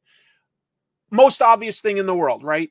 For Earthgard to be explained as Earth, but they keep doing this asterisk thing. That's a joke at how Marvel Comics specifically handles that. Or when you get to the credits, it's called Roxxon's Al Ewing instead of just Al Ewing. So all of these jokes are sort of poking fun at the way Marvel has traditionally told their stories, for what it's worth. I found it funny. So even if you're not reading the ongoing Thor run, this is a standalone issue that I think is very funny. And I recommend looking for it. It's called Roxxon Presents Thor. It was a strong week, obviously. I bought a lot of books, but there were a lot of strong books in there. And one of the strongest is definitely issue 2 of Helen of Wyndhorn. Writer Tom King, artist Bilquis Evely. The same team that did the fantastic, I think it was 8-issue Supergirl Woman of Tomorrow book. This book is just a totally new idea. Comes out through Dark Horse.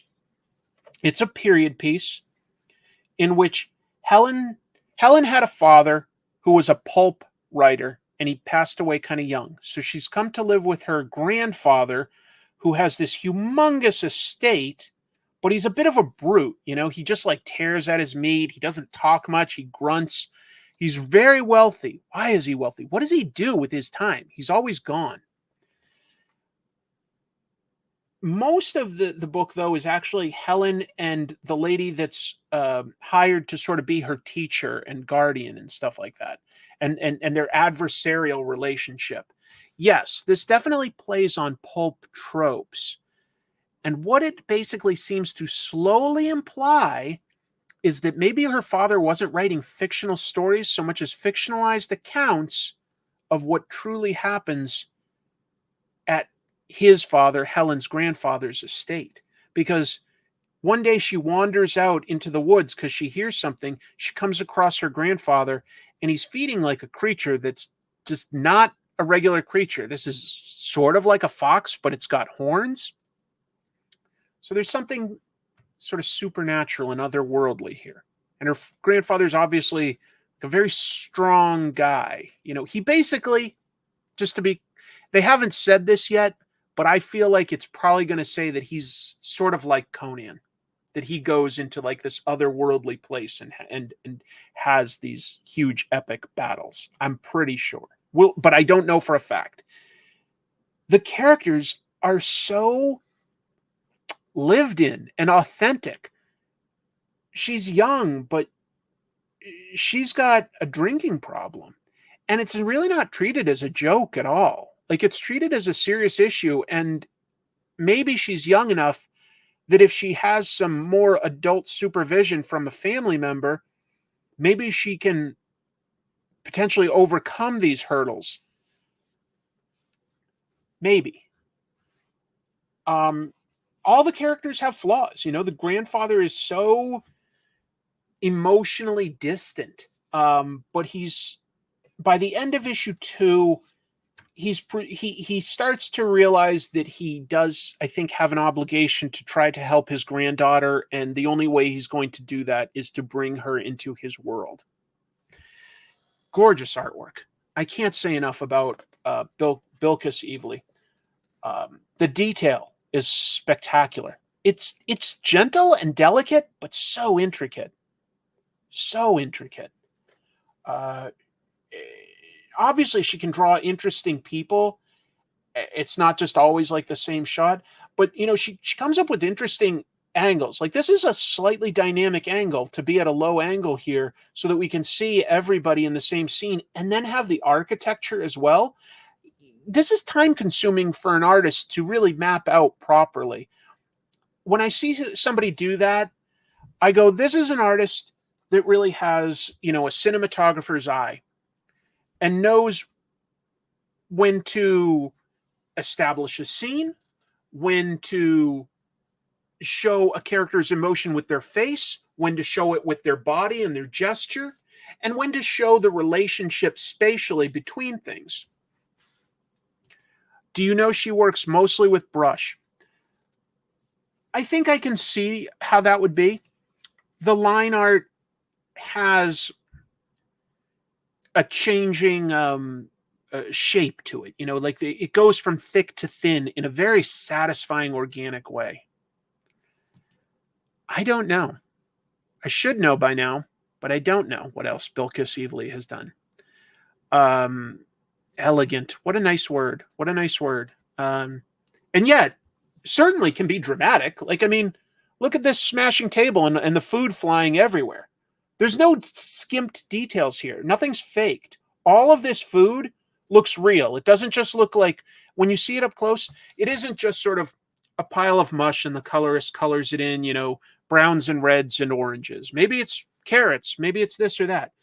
Like, these are clearly like potatoes and rolls and a pig and a certain like sort of broth with a soup. Like, there are very specific details. The candles have consistent candlesticks.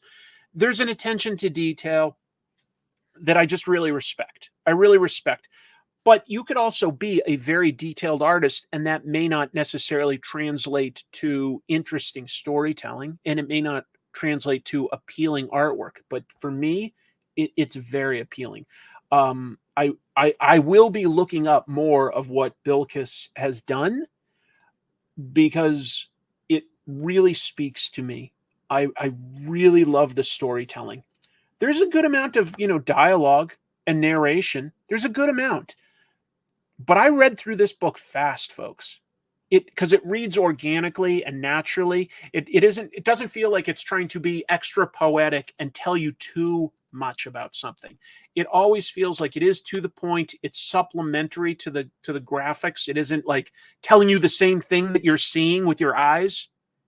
You know what? I do see a little bit of that. That is a really good observation, D. Campbell. There is a little bit of something with M.W. Kaluta. And if you're not familiar with Kaluta's work, a lot of great stuff at Marvel in the 70s, for instance. Really underrated. Done a lot of DC work. I'll be looking into it because this is something special. It would have been so easy to just cheat that from an overhead shot to close the view. I think a lot of artists do shots where it's like, an eyeball and, a fist. And there are cheats you can do to sort of take up a panel.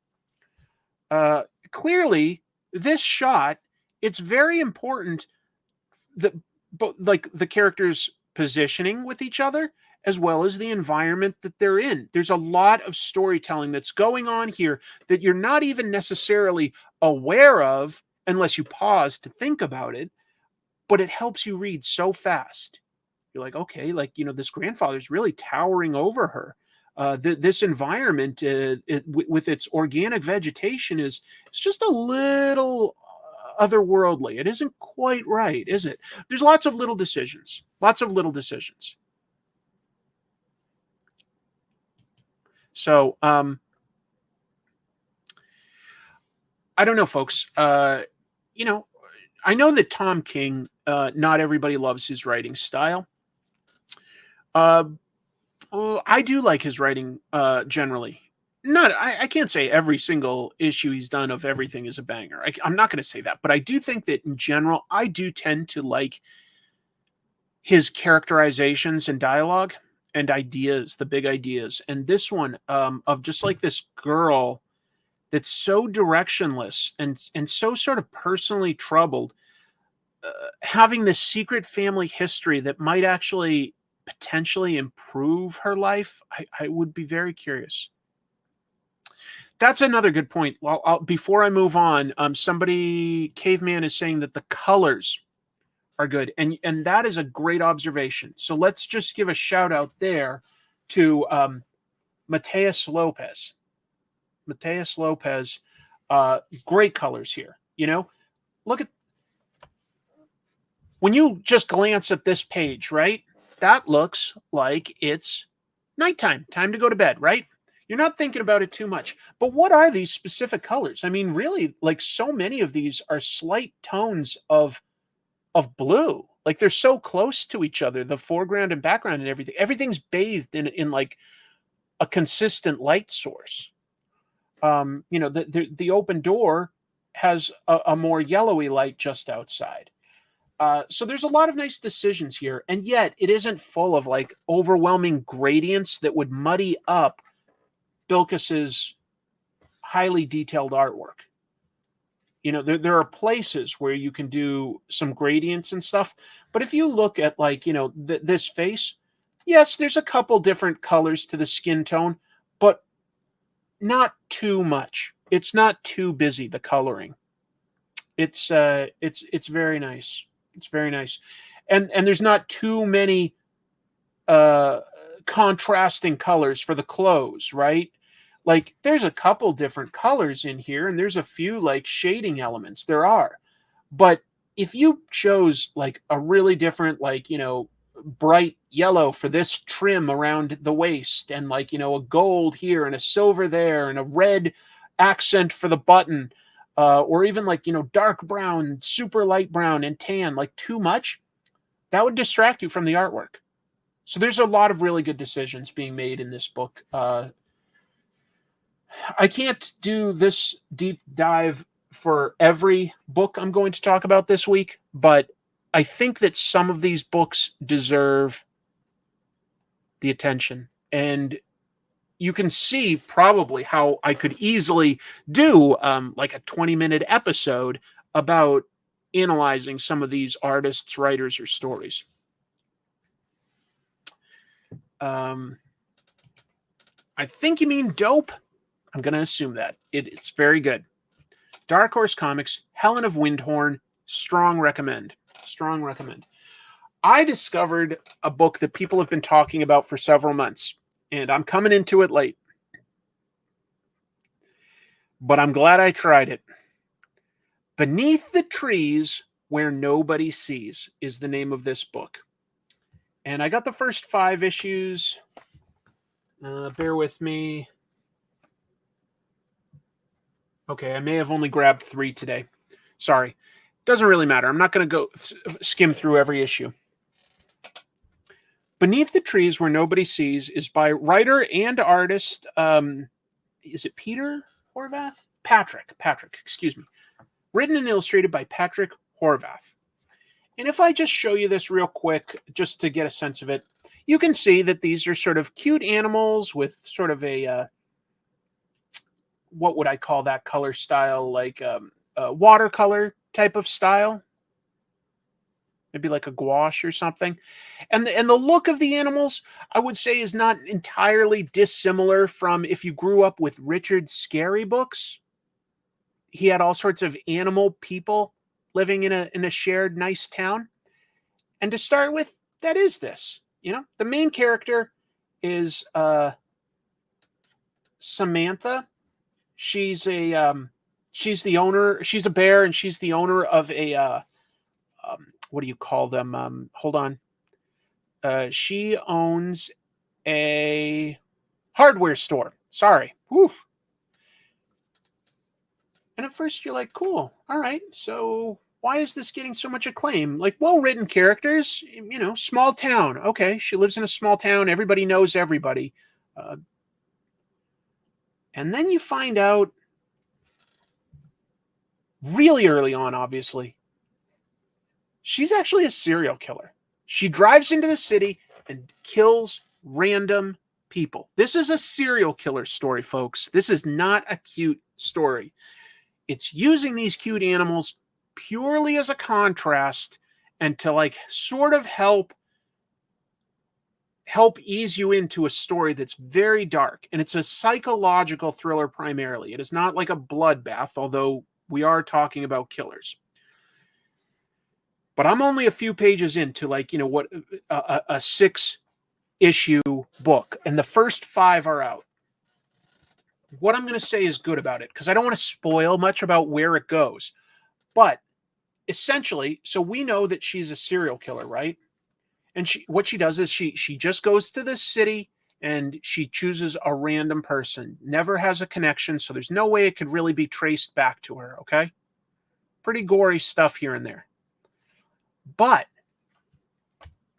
then some very violent things happen in the quiet little town that she lives in.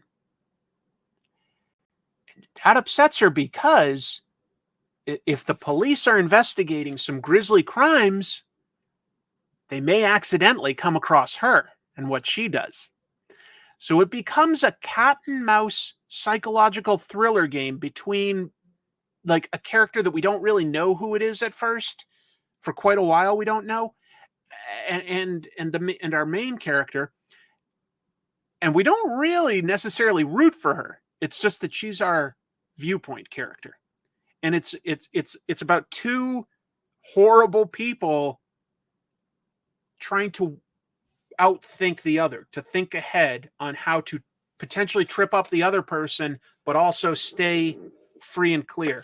What could I compare it to without giving away plot elements? I'll just say thematically, it would be like, say, the best episodes of Dexter.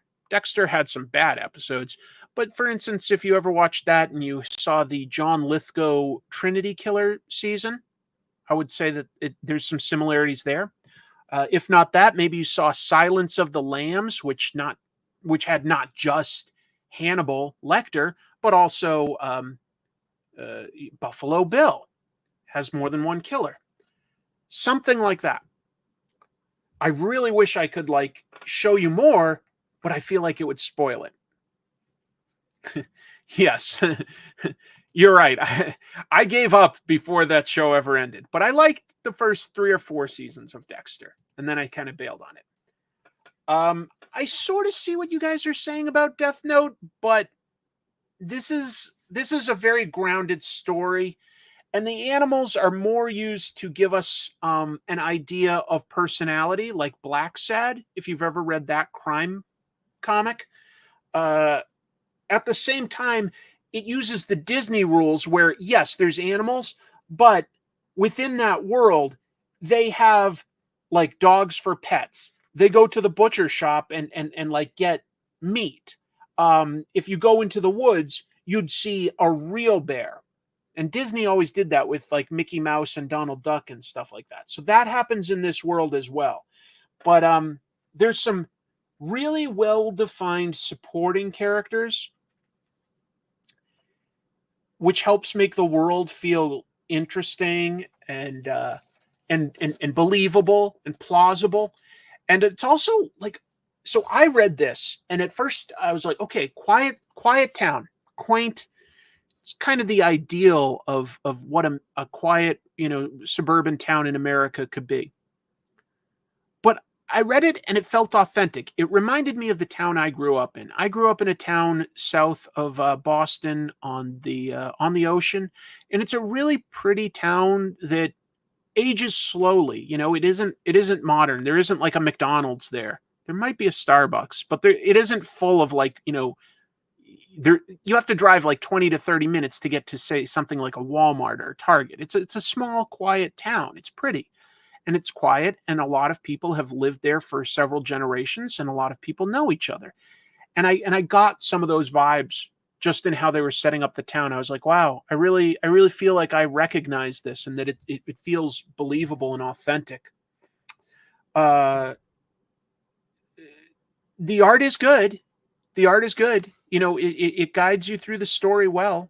It's got well-defined characters. It doesn't skip steps of drawing, like, even though it's animal characters, like very realistic vehicles and environments and stuff. It's not as hyper detailed as like what we were just looking at with Bilquis Evely, but it's varying up the point of view shots and stuff, looking at a character, looking at their viewpoint when it's important to tell that. No Starbucks, says my sister. You have to go to the town over for it. That's good. Yeah, it's wicked pesa. Folks, if you like psychological thrillers, like, this is a crime book, but it's really about a thriller with the walls closing in on somebody that we know from very early on is a villain, like is not the hero. There's not going to be like some sort of weird redemption. We're not per se rooting for her, but she's still our viewpoint. And so like our sympathies are somewhat aligned with her compared to whoever is committing these atrocities. And we like the citizens in this town. They are very decent, kind people with different interests. Okay, there's admittedly one mega Karen, but still, that just adds flavor to this world. Just amazing. What's this question? You once made a video about Atlas Comics and mentioned that someone bought all the rights to all their stuff so they can make a cinematic universe. Whatever happened to that? Nothing. Probably nothing will, just to set expectations. It's good, folks.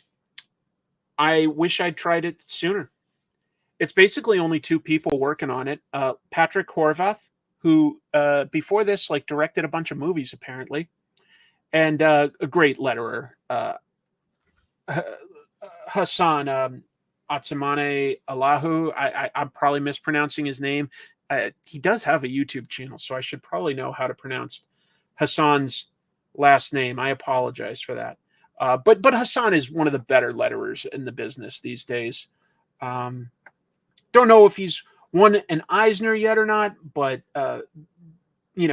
good unobtrusive lettering, knows when to use different fonts, does little things like, okay, this person's having like a big sail from a ship fall on top of him. Well, not only is it covering him up partially, it's partially covering up his word balloon, but not in such a way that it's at all hard to read or understand what's going on. So nice, clever details where it just sort of like smoothly fits into the story. Really good decisions. This comes from IDW. There are 5 issues out so far. 1 more to come. Twin Peaks for kids. Not for kids. Let me just say that. Not for kids. But there is some Twin Peaks elements to it. Oh, yeah. Yeah, exactly. The title page on each of these issues looks like a newspaper and sort of talks about an important aspect of what's happening in the town of Woodbrook.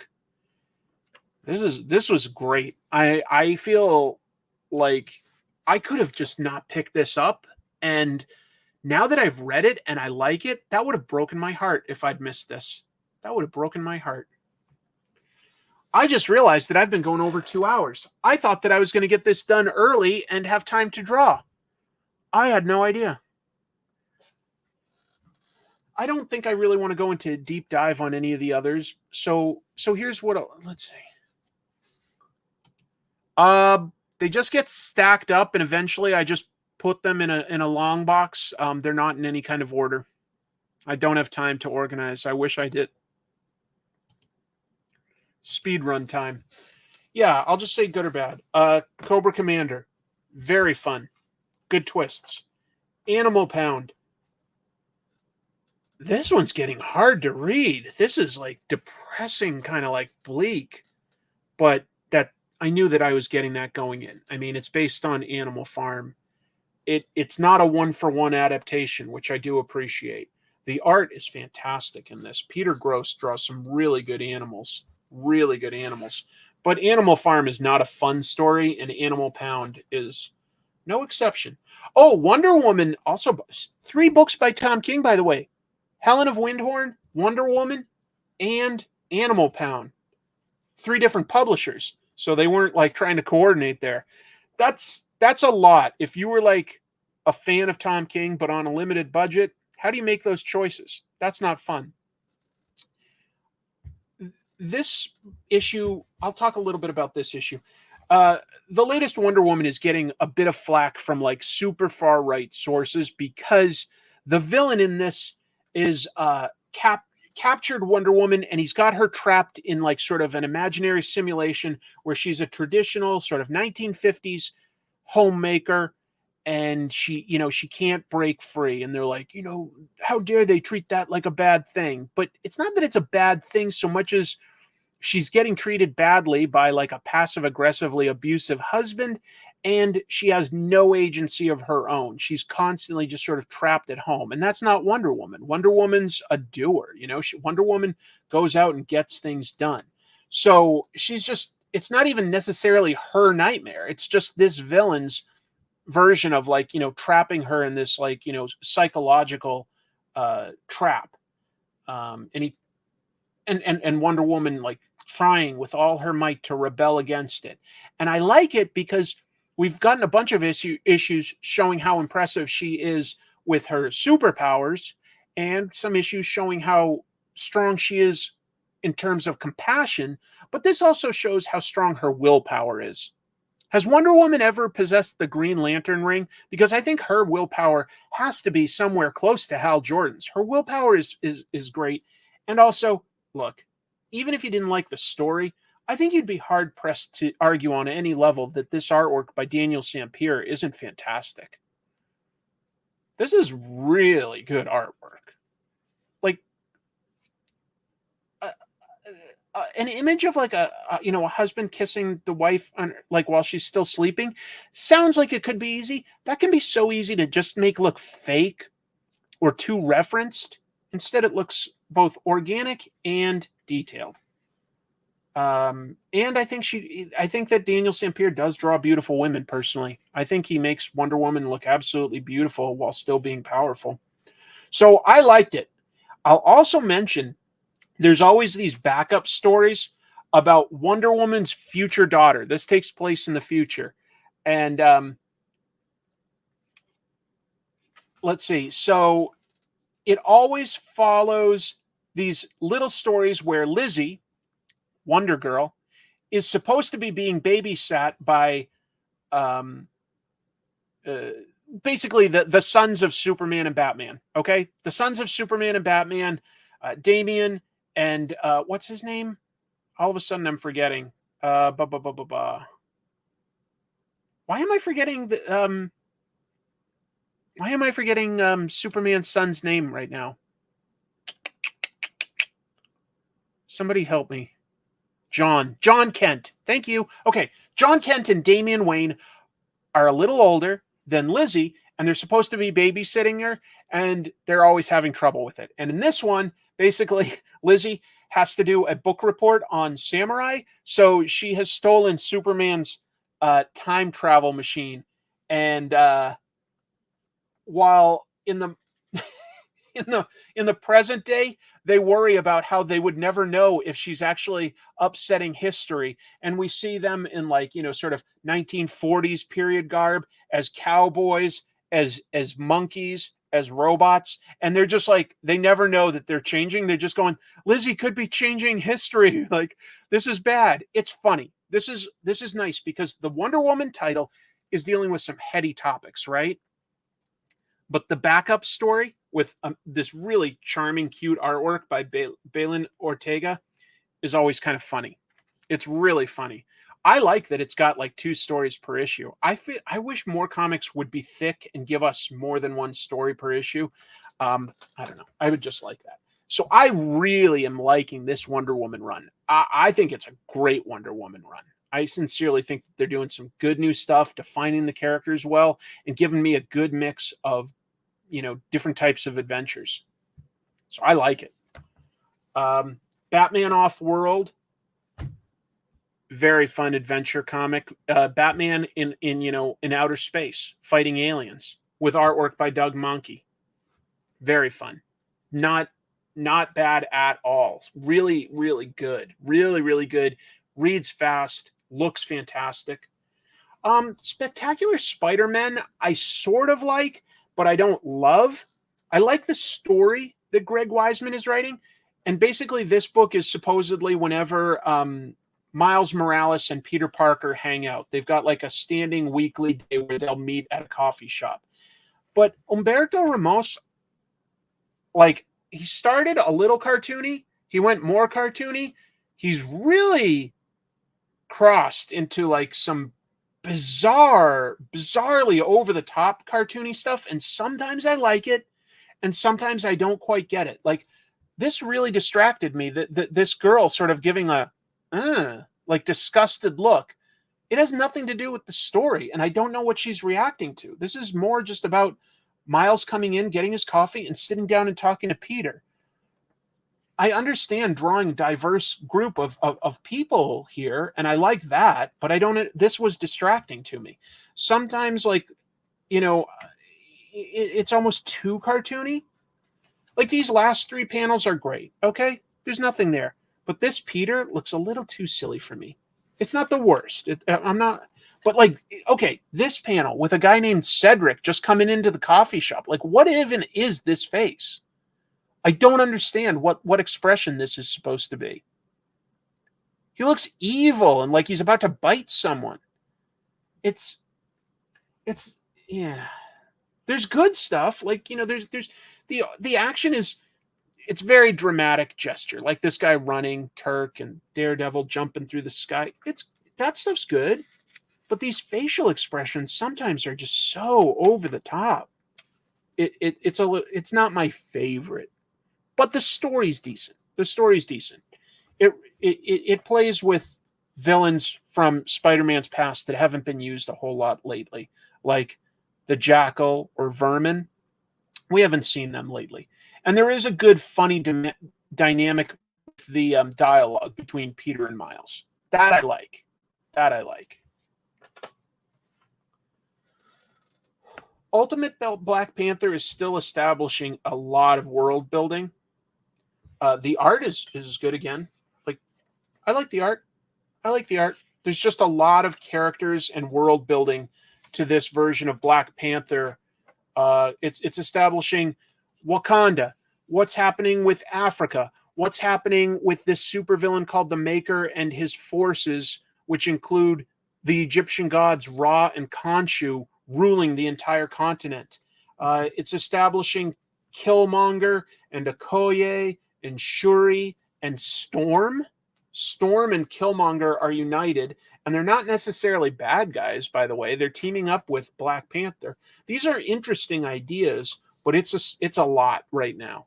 And this may read better in trade paperback form, where I'm getting more sort of exposition dump, but like can move on to some action and adventure pretty soon. I would say that issue 3 is kind of exposition heavy. Maybe by necessity, so I didn't dislike it, but I didn't love it. I don't have new opinions to say per se, but I do really like this book, Blue Book, by James Tynion and Michael Avon Oeming. It's about people that claim to have experienced UFOs and telling their real world stories in comic book format. This is in 1947. If you remember, that's the famous Roswell crash. This has a lot of details that I did not know about it. All I know is that supposedly the Air Force has, a crashed UFO in their hangar. But this explains a lot more. Like, this really remote farm that has like a crash site with some metals that like nobody can identify, including the police or the government. It's all until now been just shades of blue and then black and white until they talk about like the atomic bomb, and all of a sudden there's a little bit of red. That was an interesting surprise. But it talks about the real life people and how what they were talking about and stuff. And here's, I think, what happened.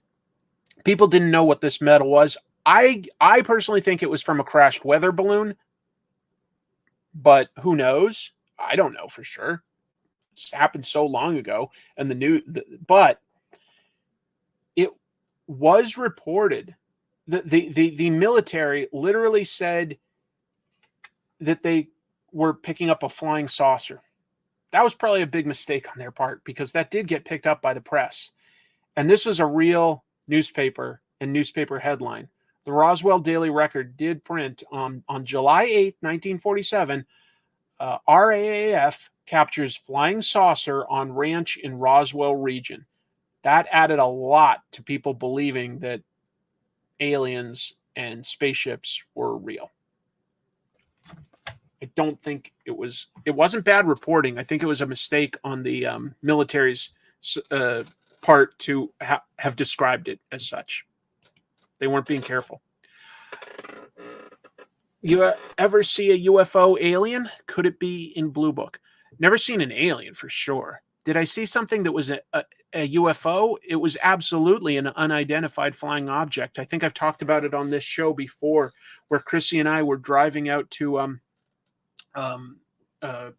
Ohio from Virginia, and it was at night, and we saw a light in the sky that was like doing some weird things, going like far and close, making like sort of right turns, just moving in a way that, and we were on the highway, so it couldn't have been like a drone and there weren't really drones back when this happened.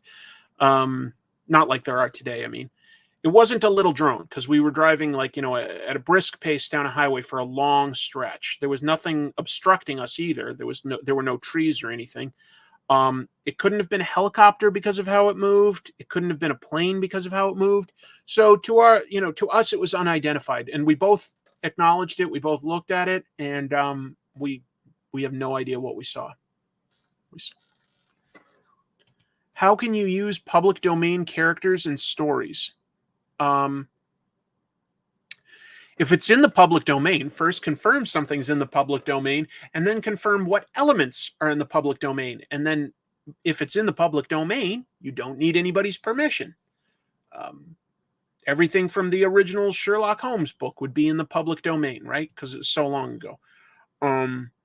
But not like the ideas from, say, the movies starring Robert Downey Jr. from just a couple years ago. You like anything they did that was new, you can't use that. You can only use the ideas that have fallen into the public domain. So for instance, Superman isn't in the public domain, but he will be in like 9 years, okay? But that just means the stuff from issue 1 of Superman. Superman wasn't flying in issue 1. You can't have him flying. That would be infringing on stuff that's currently copyrighted. Things like that. Okay, so be careful. Be careful. World's Finest is very fun. Mark Waid knows how to write superheroes well. That's for sure. The problem that Batman and Superman are working on this time, the imps from the fifth dimension, Mixyzptlk and Batmite, are seeing fellow magical imps get killed off by some mysterious force, and there are other like instead of Batmite, there's like Sinestromite and stuff like that adore Batmite adores Batman. There are similarly now imps that adore supervillains and are powering them up. So like this is like the Sinestro imp. And somebody has killed somehow one of these imps that like are basically always presented as omnipotent until then. So that's a fun little weird thing to explore. We don't know a whole lot about that, but it is a part of their continuity. I like Dan Mora's art a lot. I don't 100% love how he draws some of the cartoonier things. Like it's not bad at all, but it's very different than like sort of how his superhero and realistic work superhero work and realistic sort of environments compared to how he does something very cartoony. It's actually quite angular. I was surprised by just how angular his cartoony sort of imps are. It's not bad. I don't love it, but I love, like, stuff that he draws, like tech. I love how he draws people. I love that stuff. It's fun. It's got a lot of crazy ideas in it. That's fun superhero stuff. 2 more to talk about, and then I'm going to wrap up, and I'm not going to have time to draw because I've been going for 2.5 hours. I'm really sorry. I'll have to draw next time. The whole year is TMNT 40th anniversary. What I was going to do, I'll just show you real quick before I talk about the last 2 comics. I very loosely sketched out something that I was hoping to draw tonight, but didn't have time to. I was going to draw Raphael beating up some foot soldiers. Very lightly drawn in. Maybe next week if there's less news or less of me talking about how many comics came out. Moon Man came out, and that's by Kid Cudi. Kid Cudi writes this with Kyle Higgins of Radiant Black fame. This is a good sci-fi book where in the near future there's like a huge company that like has their hands in everything. The main character is what's his name? Is it Ramon? Yeah. Ramon is the main character. And I mean, it basically is Kid Cudi in case he ever plays it in a movie or show. Okay. And he's got a younger brother, Micah. And Micah is definitely a little bit more politically motivated and doesn't love this huge company called Janus, like the Greek god with 2 faces. Oh, a company that's basically called Two-Face? Yeah. On the nose? No, I think it works because they call it Janus. But Ramon works for them in their aerospace division. He's like a pilot on a ship, and there's no aliens or anything per se, at least that we've seen so far. But they mine minerals on like the moon and stuff like that. Something weird happened where everybody on the ship passed out. Ramon came to and safely landed the ship. So he's considered a hero, but people are like, what went wrong? Like, why didn't Giannis have security measures to like prevent something like that? So that's like getting talked about in the news. Meanwhile, Ramon has these powers that seem to allow him to affect gravity. Like he can sort of jump across buildings very easily and stuff like that. The artwork is very, I would say that it's flavored by like street art and graffiti design. And I like a lot of that. I like the colors. I have nothing to say about that. I like the story. I like the colors. Sometimes the artwork, I get a little confused panel to panel exactly what's happening in the stories. Let me see if I can even find an example of what I'm talking about. I have to just sort of like intuit from what's going on. So like here, Ramon has fallen to the ground and these 2 graffiti artists see him. And all of a sudden, like here, there's just some guy with like goggles and like headgear, like arresting them. And it took me quite a while to realize that they were some sort of Giannis security guards. Like there was no intro panel to explain what they were. They just sort of like show up in the middle. I was like, wait, what's happening? Yeah, there's just some stuff that like confuses me a little. Like here, Ramon, I see like, okay, these guards are going away in a truck, right? And I get it. He's jumped on top of the truck. I don't know exactly what he's doing here, what these 2 sort of energy spikes are. I don't know what that is. And then here, truck is upside down, but Ramon is sort of on top of it, but then he's falling. So I didn't quite follow it panel to panel. I wanted to. I like some of these quite a bit. Like individual panels are good. I just get a little confused at some of the panel to panel storytelling in this book. I wish I didn't. It's an interesting sci-fi idea, though. It's an interesting sci-fi idea. Here's the thing that happens, though, when there's a celebrity, like an actor or something, that's like doing a comic. For instance, Keanu Reeves recently did Berserker, which can be kind of fun.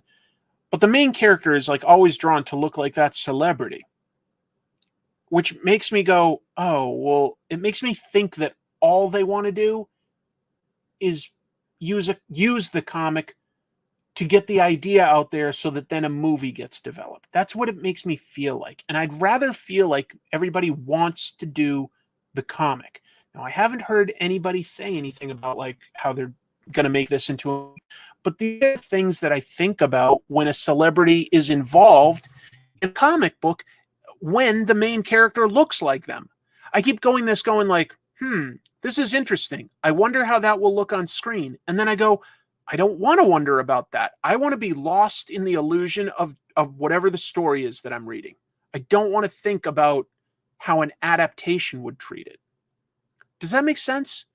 So that's just a concern in general, not necessarily specific to this. Because for the record, I really like Kid Cudi. I think he's proven himself to be a good actor. I think he's proven himself to be very funny on Comedy Bang Bang and SNL. And I think he's a great rapper. I think he's a very good musician. I really do. I think Berserker started like that, but Reeves and the writer got inspired and kept going. I hope so, but it's already been announced that they're trying to develop it into like, a movie and stuff. So on that one specifically. I want to appreciate like when a celebrity works on a comic. For instance, here's one that feels different. Even though the actress who plays Kamala Khan is writing the current Ms. Marvel, she played that character first. And I feel like she's got a good handle on that character. And I don't read the current Ms. Marvel comics thinking, oh, they're definitely going to adapt this into the next movie. I don't. She does know that character. The character already existed. She already played that character before she started writing it. So that's a little different. Last year, Bruce Campbell wrote a Sergeant Rock story. And I didn't read that going like, oh, I wonder which character Bruce Campbell's going to play. That's another good one. Patton Oswalt has written a bunch of stuff lately, currently, Minor Threats about superheroes. And I don't read that and go, oh, Patton is just writing this so that he can insert himself as this character. So there are definitely good examples. It's when the celebrity has the main character look like them that I start going like, is this just a proof of concept that they want to adapt into a TV show or movie? You're right. I almost forgot the one that I really respected, and I talked it up a lot on this. Paul Dano had already played the Riddler in the last Batman movie. And apparently his way of getting into his character was, instead of just sort of filling out a notebook with his version of like who that character was and what informed his decisions and what the context and content of that character was, he wrote it as a comic book script as he was developing those ideas. And his Riddler Year One is a very, very good comic. So it's a little different. It's a little different.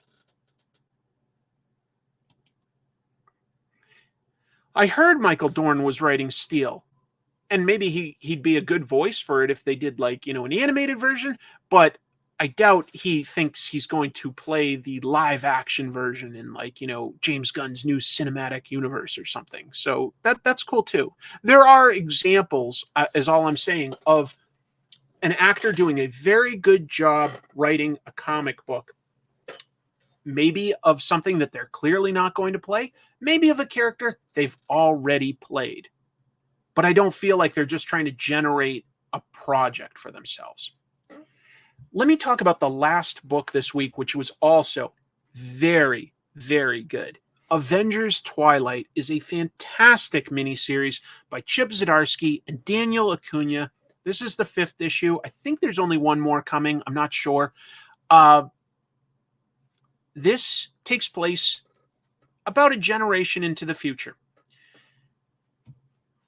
A future where something bad happened and the Avengers and all superheroes were disbanded. They went away.